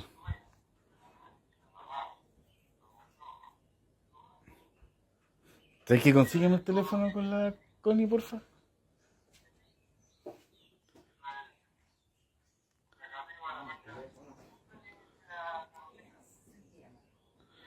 Es que no me da, está hablando solo, mira, Connie.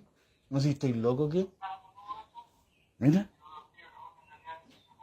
O me está agarrando para el hueveo, o no cacho.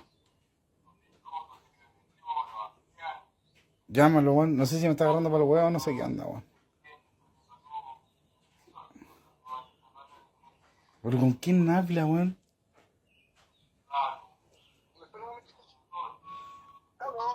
¿Aló? Oye, disculpa, pero con quién estás hablando?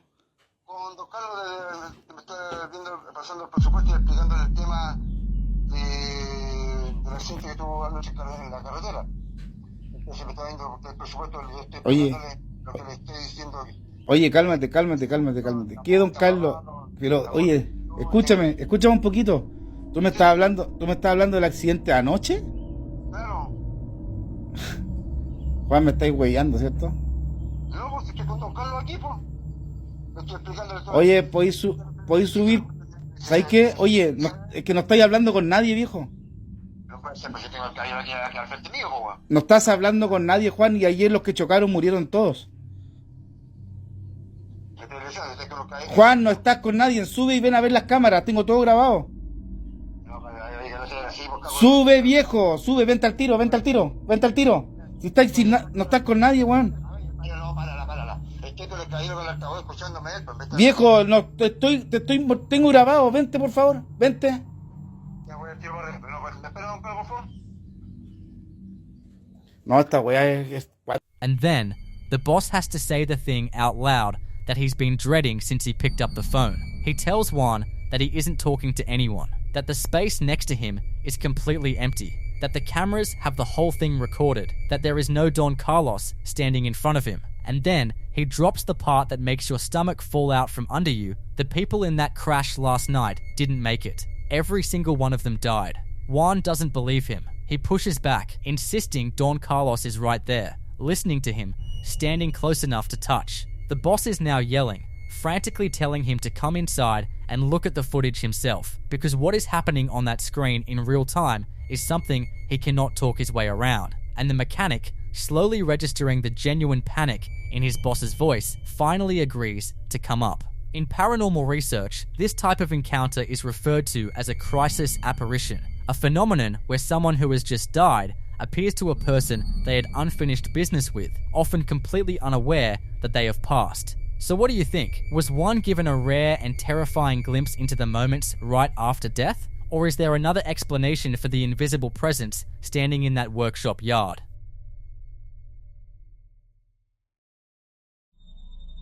In this next clip, a woman is on day 3 of documenting strange activity in her home, and you can hear in her voice that 3 days of this has already worn her completely down. She starts by filming her ceiling light, which she says has been blinking rapidly and erratically for the past 10 to 20 minutes. Then she hears knocking coming from outside, walks out onto her deck in the dark, and calls out into the emptiness, but gets nothing back but silence. She turns around and goes back inside, and you can hear it in her voice.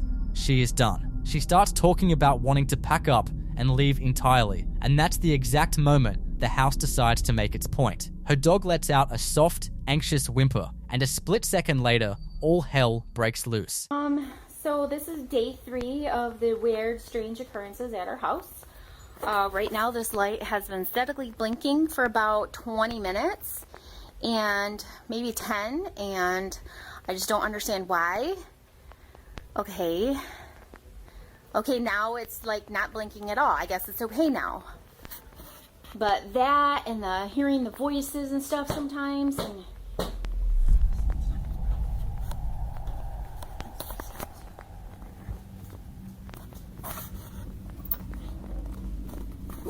hello?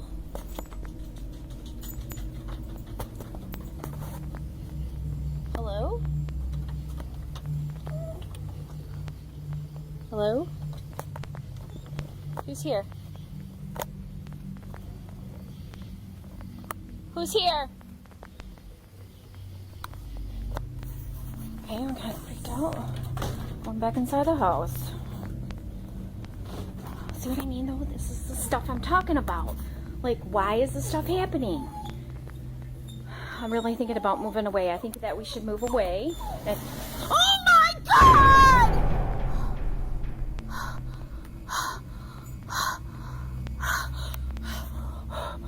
Did you see that? Oh my God. Oh my God.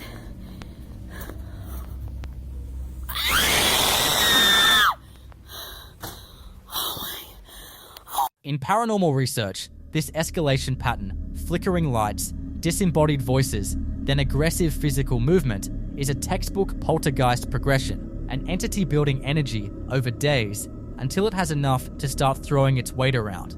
The dog reacting a split second before the chair moved is the detail that stands out most. Animals registering the presence just before it acts. So what do you think? Is something in that house feeding off 3 days of her fear? Or did things in those woods outside finally decide to come inside?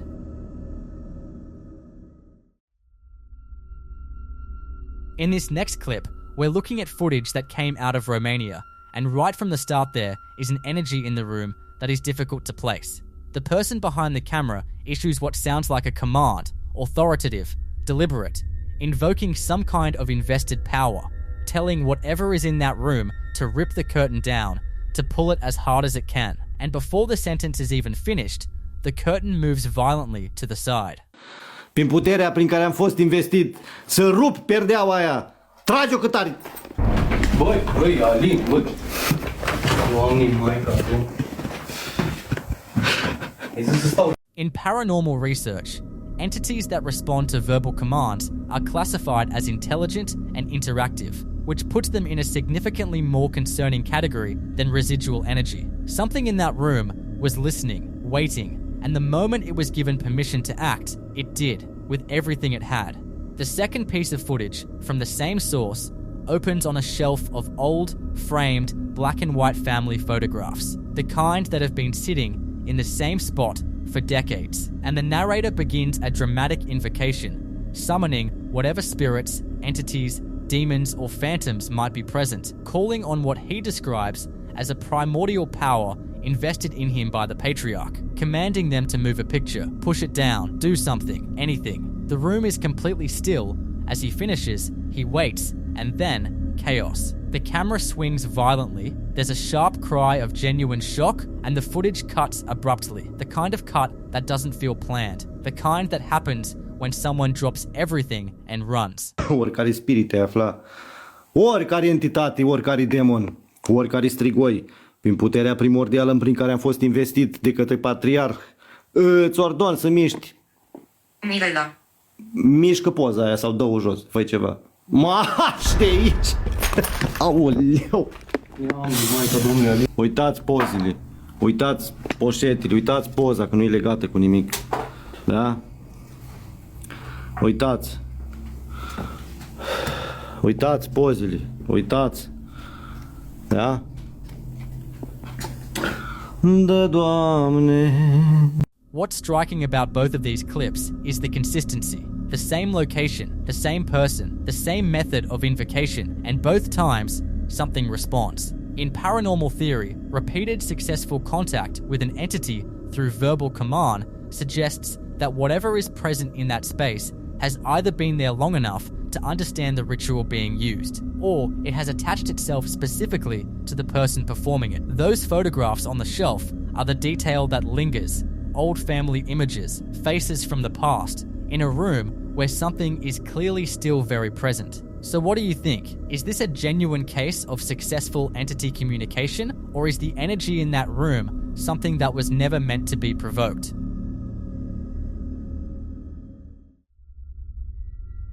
In this next clip, we're in a dark corridor, and the person behind the camera is already breathing heavy before anything has even happened. The kind of breathing that tells you they either know something you don't, or they're already picking up on something in that hallway that the camera hasn't caught yet. Speaking in Spanish, he extends an open invitation into the darkness. Any spirit, any soul, any demon present in this place is welcome. And then this happens.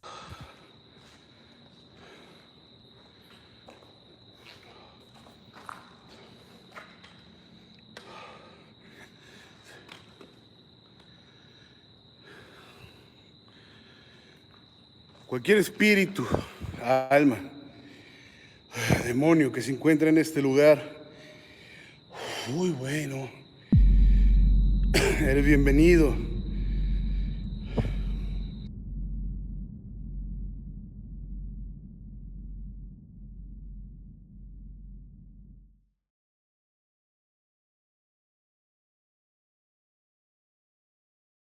From behind the doorframe, a long finger-like shape begins to emerge, slowly, deliberately, shifting and rising through the green light with a patience that feels deeply intentional, like whatever is behind that door has been waiting for exactly this moment. The movement isn't sudden or erratic, it's controlled, which in paranormal research is always the more unsettling of the two options. Frantic energy scatters, but something that moves slowly, that takes its time, that responds to an invitation by stepping just barely into view without fully revealing itself, that suggests awareness, intelligence, and restraint. The kind of restraint that implies whatever is standing behind that door could do a lot more than wave its fingers if it wanted to. So what do you think? Did the invitation get answered, or is there something in that hallway that was already there long before the camera started rolling?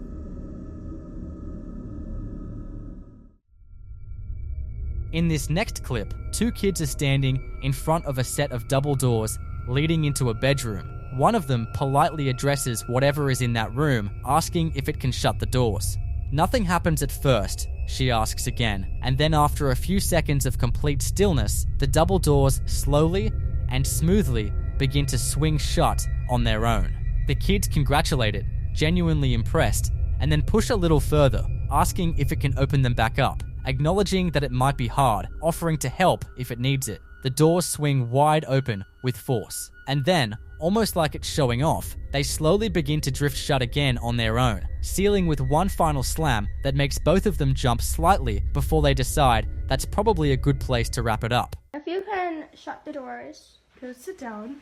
Okay, so you know we're staying. Can you please shut the doors? Can I show it so you can see that it sees? Oh yeah. They're shutting. Oh, there it goes. Yeah, show it so nobody can everybody can see that. Oh wow, nice job. That's really good.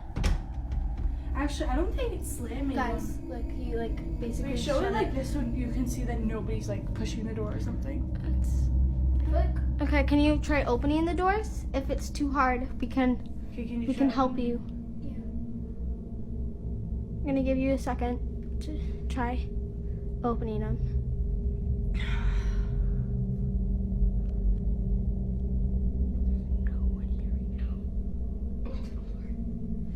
Okay, so I'm gonna give it a little push right here. That's good. Now can you please open them? Or shut them? That might have been a little hard right there. They're a little open. And also I feel like they would stick together. Yeah. Can you push it open? I smell really badly. I'm sweating so much. Me too. Me too. Let's shut it. Oh, awesome job. I feel like this will be easier to open. Can you try opening it?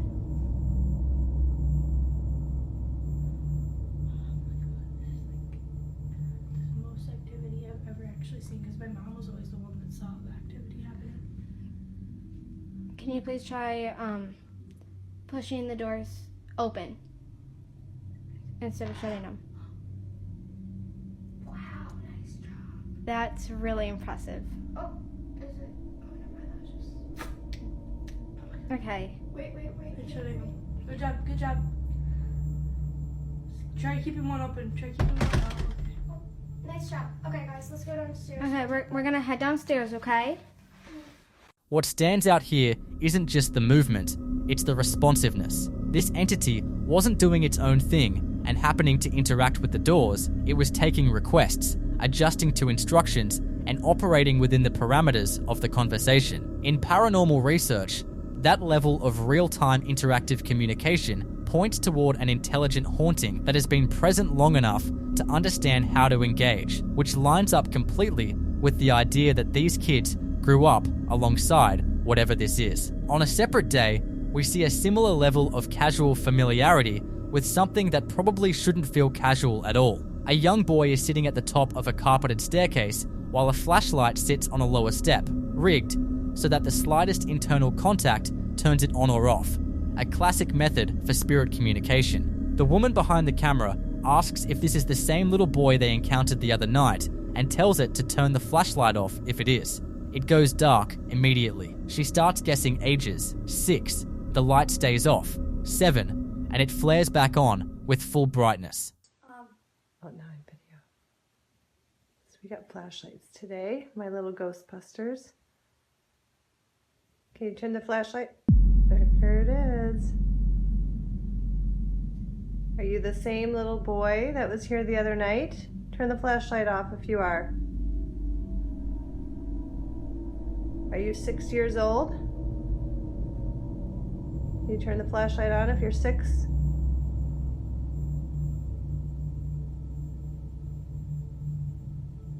Or was he 7? You're 6.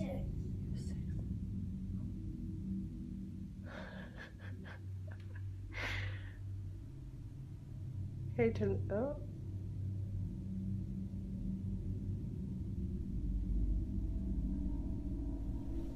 Were you here the other night? Is it on? Yeah. Yep. We had to go to Ace Hardware and get our flashlights. Is it on? Yeah. Keep the light on if you like me.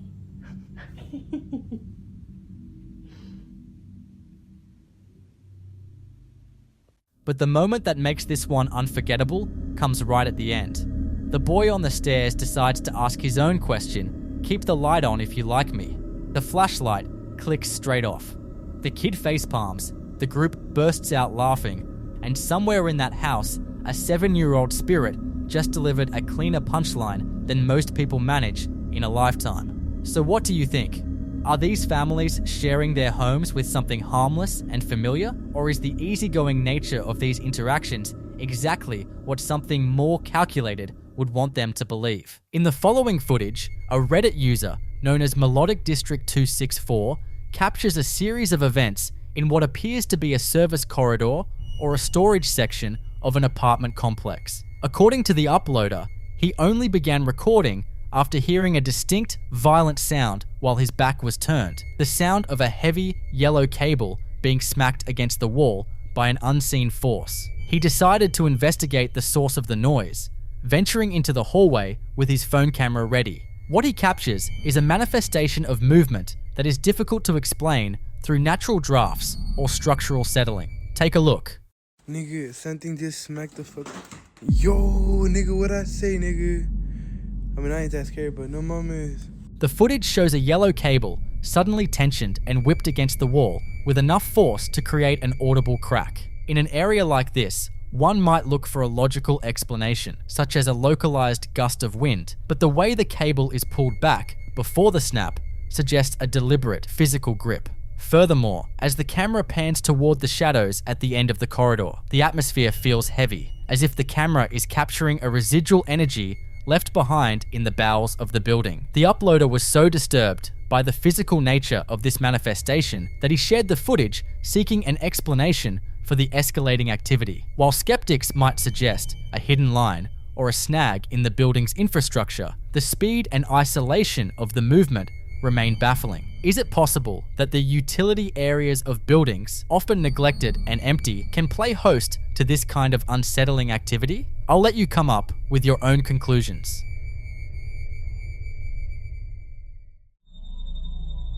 In December of 2025, Daisy Summer shared a series of distress calls from her home. According to Daisy, the atmosphere in her house had shifted significantly, characterized by peculiar sounds echoing through the halls during the late night hours. The following footage captures her attempt to document the anomaly after a particularly unsettling encounter while she was getting ready for work. Her distress is palpable as she recounts seeing something in her bathroom that defied logic. Keep your eyes on the shadow extending from behind the bathroom door. Holy shit, I was just getting ready for work and I freaking saw something in my bathroom that scared the freaking shit out of me. I don't know what it was, but it looked like a ghost. Like literally, I think I just saw a ghost. I want to get out of here. I want to get out of my house. I'm so scared.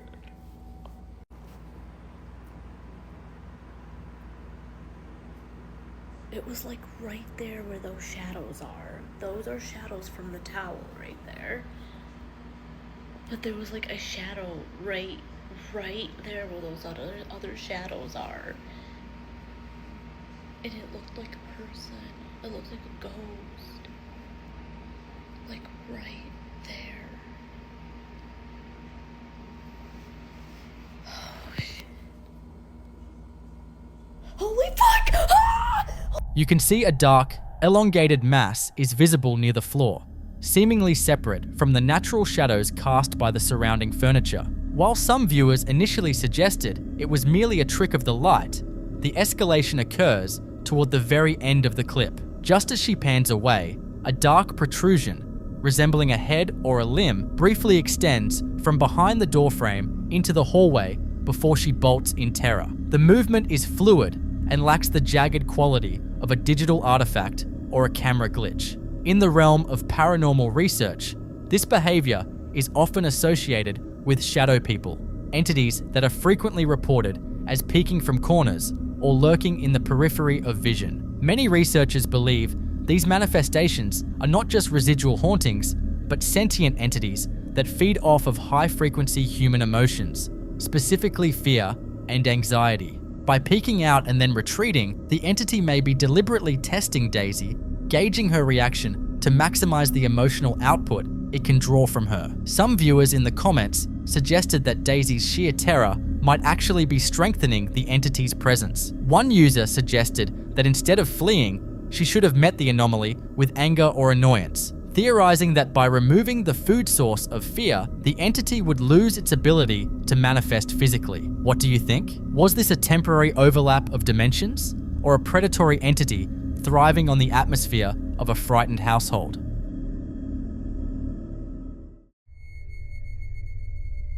This next clip explores the thin line between grief and the supernatural, where a house once filled with life suddenly feels hollow. In late 2024, Tonya Richardson began documenting what she believes is the residual energy of her beloved Maltese, Frenchie, who had passed away 5 months prior. Tonya explains that Frenchie had a very specific habit. She loved to burrow under the blankets and playfully chase Tonya's feet. What began as a memory soon manifested as a physical occurrence that Tonya captures in real time. The setting is her quiet bedroom, where the blankets begin to shift in a manner that is uncannily familiar. Take a look.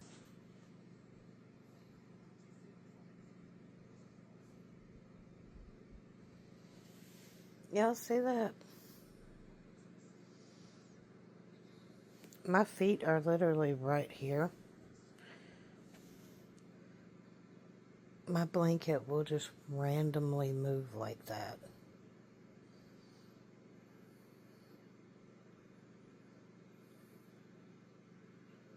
That is so weird.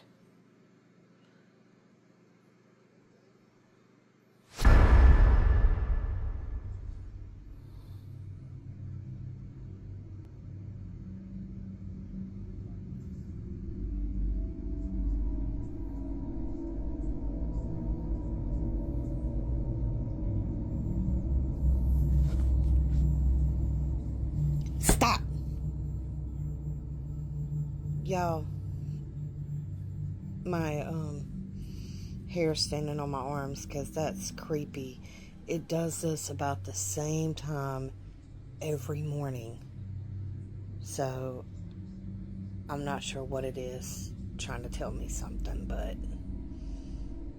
it's creepy.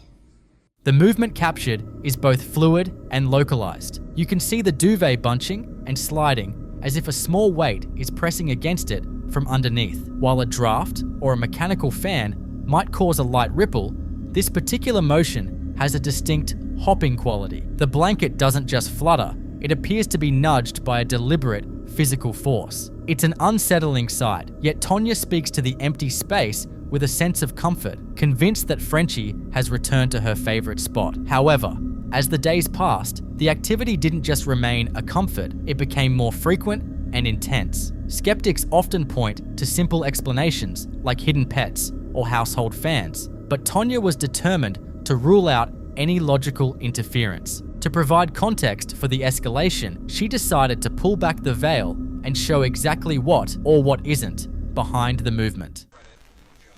My baby come to see me again. Frenchie, what you doing? What you doing?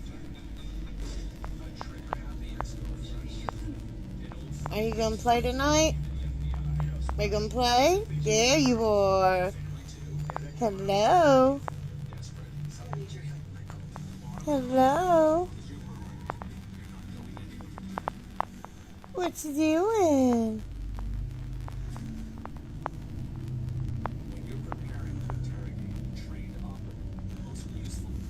What you doing, baby?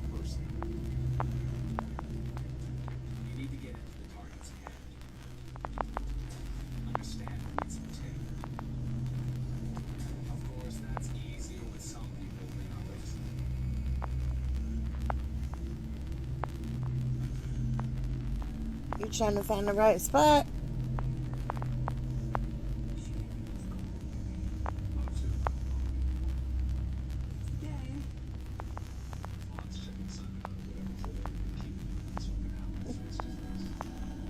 Just not finding the right spot, huh?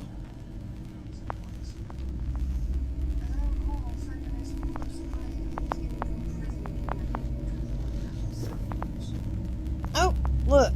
Nothing under the bed. Look. Nothing under the sheets. Nothing there. Nothing there. The most baffling part of this footage occurs when Tonya lifts the heavy comforter. As she clears the area, the movement stops instantly, and the space beneath the sheets is completely empty. She even goes as far as to show the area under the bed, proving there are no other pets or hidden devices that could be tethered to the fabric. The ghostly weight seems to vanish the moment it's observed directly, a pattern often noted in poltergeist-style manifestations, where an entity reacts to direct human focus. In the paranormal community, some believe these fur baby hauntings are beautiful signs of a bond that transcends death. Others, however, take a more cautious approach. There is a theory that certain opportunistic entities can mimic the behaviors of a lost loved one or pet to gain trust and lower a person's spiritual guard. By imitating the kangaroo jumping style Frenchie was known for, an anomaly could potentially root itself in the home by feeding off the residents' grief and longing. Whether this is a heartwarming visit from a loyal companion or a more deceptive manifestation remains a topic of heavy debate among viewers. Some find the footage profoundly moving, while others feel an instinctual dread at the sight of the empty sheets shifting on their own. I'll let you come up with your own conclusions.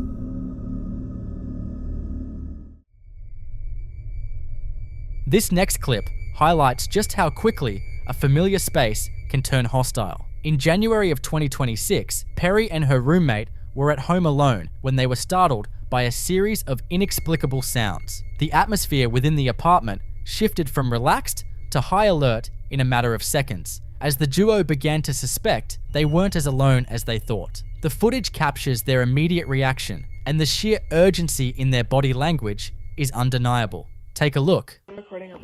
Wait. Do you hear that? Can you check the security footage?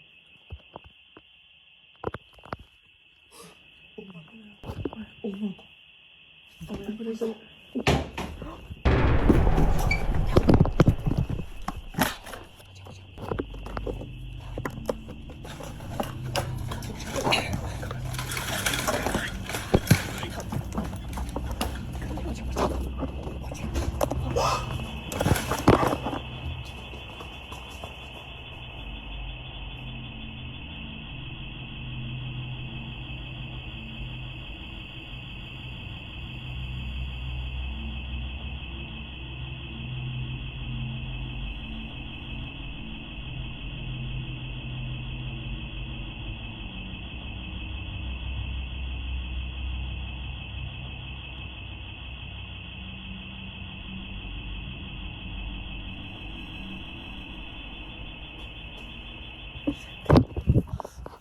The panic is palpable as they move through the apartment, whispering and checking corners. Rather than risk exiting through the front door, where the sounds seemed to originate, the two roommates were so convinced of an intruder that they opted to flee through a window instead. However, the mystery only deepened when they later reviewed their security footage. A motion-sensing camera pointed at the kitchen began to track an invisible presence. The software identifies a person in the empty space just above a robot vacuum cleaner, tracking the anomaly as it moves across the floor. Yet nothing is visible to the human eye. The escalation continued throughout the night, with the roommates capturing further evidence that suggests something far more complex than a simple intruder.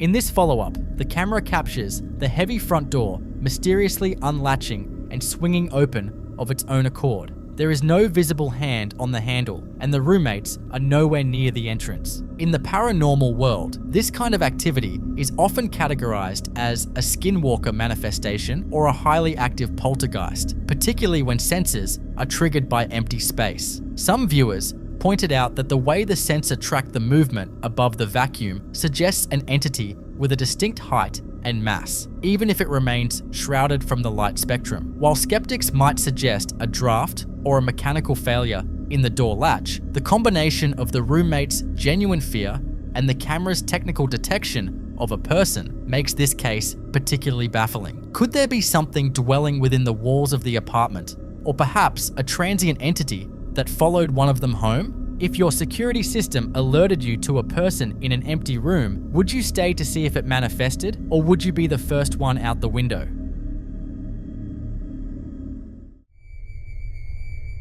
This next clip takes us inside a veterinary hospital, a place often charged with high stakes and deep emotional transitions. In late 2025, a veterinary professional named Renee shared footage that has left many in the medical community questioning what happens in these clinics after hours. Renee explains that while staying late to care for a sick colleague's pet and a puppy battling parvovirus, she and her co-worker, Tessia, were interrupted by a sound that simply didn't belong. The atmosphere in the treatment room becomes tense as a phantom vocalization echoes through the sterile environment. Take a look.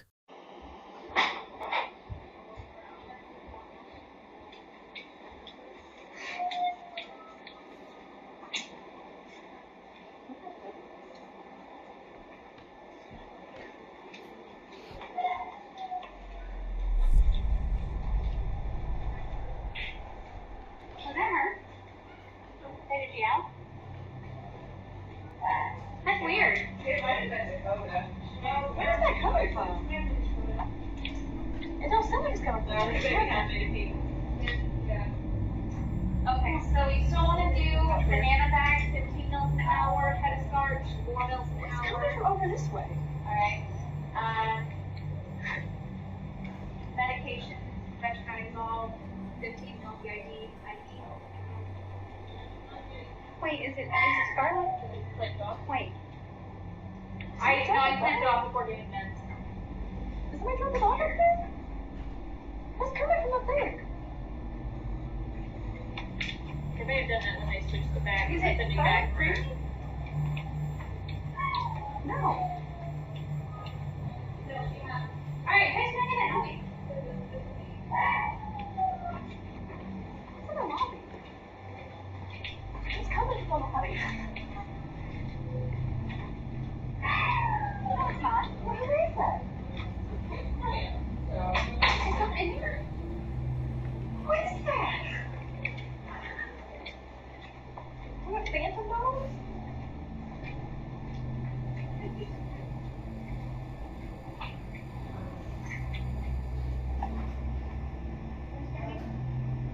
That's fucking weird. Is it Charles?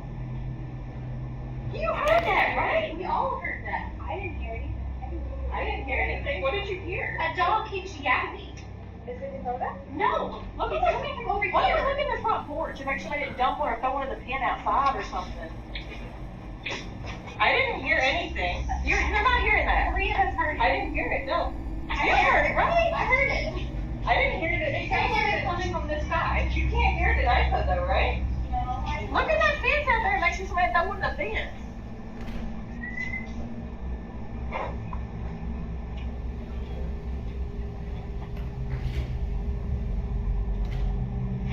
I heard nothing. I was like, what are y'all talking about? Yeah, that's a brand new bag. That's fucking bizarre. Yeah. Did you? I haven't heard it. I still haven't heard it. All three of us heard it. And it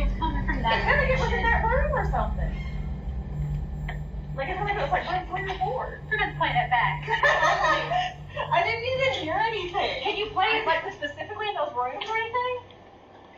As you can hear, a distinct, mournful canine cry fills the room. Renee notes that there were only 4 animals present at the time: a cat, an elderly Great Dane, the sick puppy, and an old healer. None of them were vocalizing, yet the sound is clear and persistent. In paranormal research, hospitals and clinics are often cited as hotspots for residual energy, places where intense life and death moments leave a permanent echo. Some believe this could be the spirit of a recently euthanized pet, perhaps still seeking comfort in a familiar setting. However, the activity at this hospital isn't limited to just sound. Renee later shared surveillance footage from the kennel area that suggests a much more physical presence.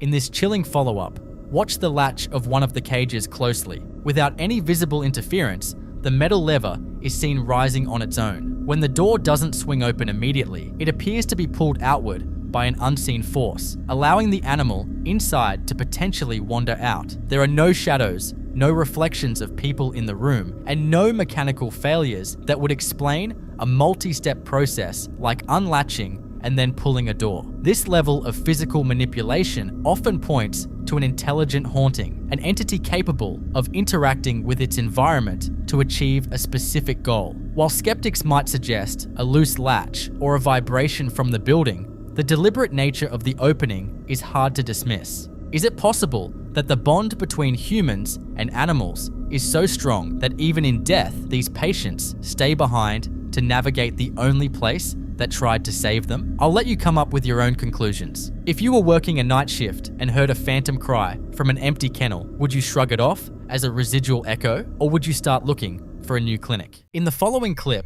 we're looking at a discovery that feels like the opening scene of a Hollywood horror movie, but for this hiker, the terror was all too real. This woman was trekking deep into a dense, isolated patch of woods when she stumbled upon a discarded, vintage-style camcorder lying in the dirt. And the most unsettling part? It was reportedly smeared with what looked like dried blood. Most people would have left it right there, but curiosity eventually got the better of her. She decided to bring it home and play back the footage to see what the previous owner had captured before they presumably abandoned the device in a hurry. What she found on the tape wasn't just a home movie, it was a record of something that was never supposed to be seen.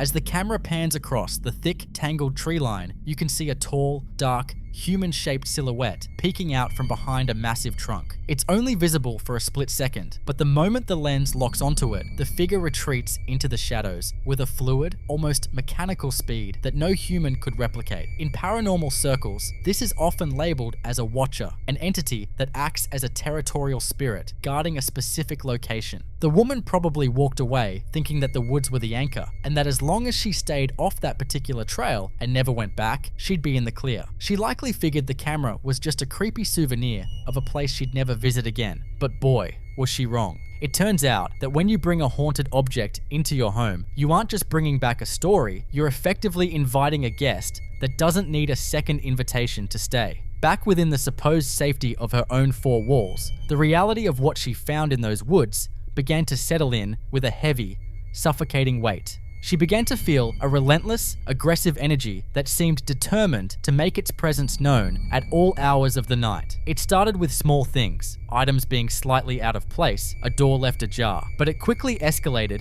into a full-on auditory assault. The footage she began recording in her own apartment shows a woman who is a shell of her former self, jumping at every creak of the floorboards. It's the middle of the night and I just got woke up again. It's coming for me. It's in my house. The noises are coming from the kitchen. Listen.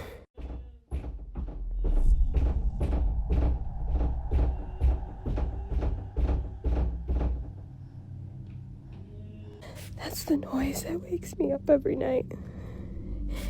It gets me. It wakes me up in my dreams. It wakes me up from my sleep. I have to catch it on camera.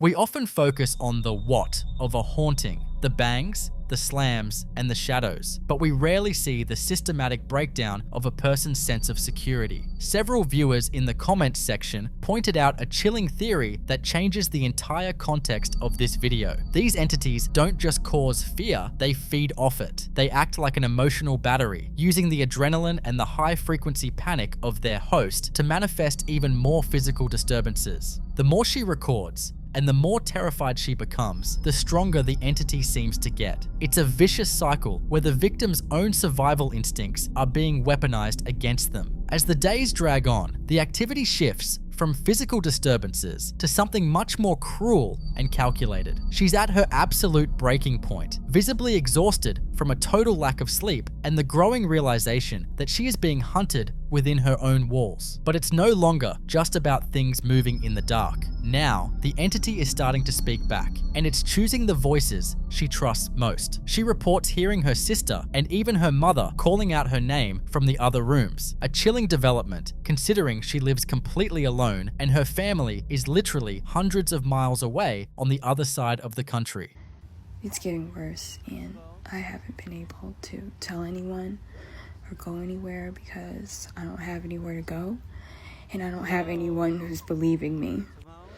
At first, it was my sister, but now I hear my mom. And she doesn't live here. She lives on the other side of the country, and I just called her, and she's in her own home. She's not here right now. So who is that? I've gone through the whole entire apartment. There is no one else here but me.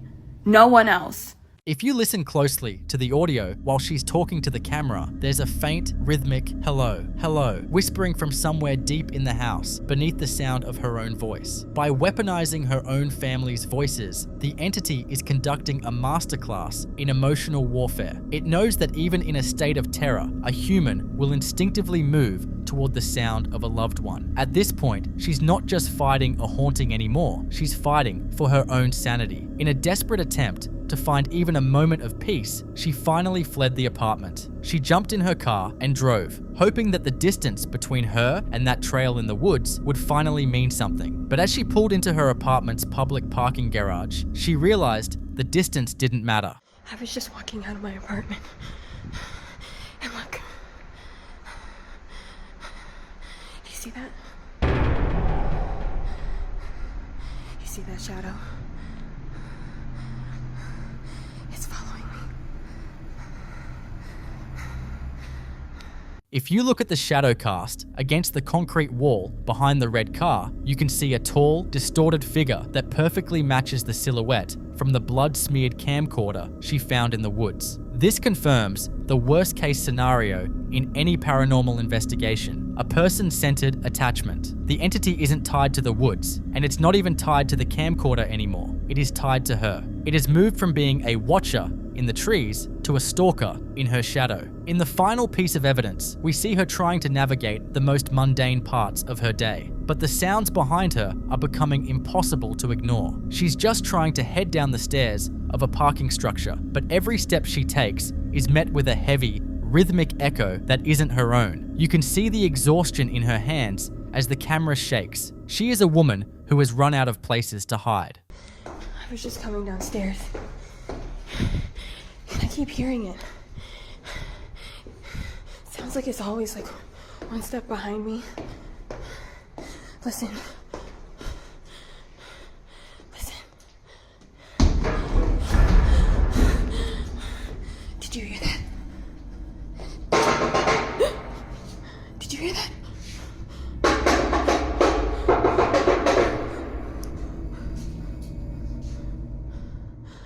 According to paranormal experts, what we might be seeing here is a demonic attachment or a high-level shadow entity. Unlike a typical residual ghost that repeats the same actions over and over, these entities are predatory and intelligent. They use an initial point of curiosity, like picking up a discarded camera, as a legal invitation to latch onto a person's energetic field. Once that bond is formed, it's incredibly difficult to break because the entity is no longer powered by the object. It's powered by the victim's recognition of its presence. In a final, desperate attempt to end the nightmare, she reportedly returned to the woods and left the blood-smeared camcorder exactly where she found it, hoping that returning the anchor would keep the entity there. But the activity hasn't stopped. Whatever followed her out of those trees has no intention of going back to the dirt. It has a new home now. So what do you think? Is there any way to break a bond that transcends physical boundaries? Or are some attachments simply permanent? And more importantly, what would you do if you were in her shoes?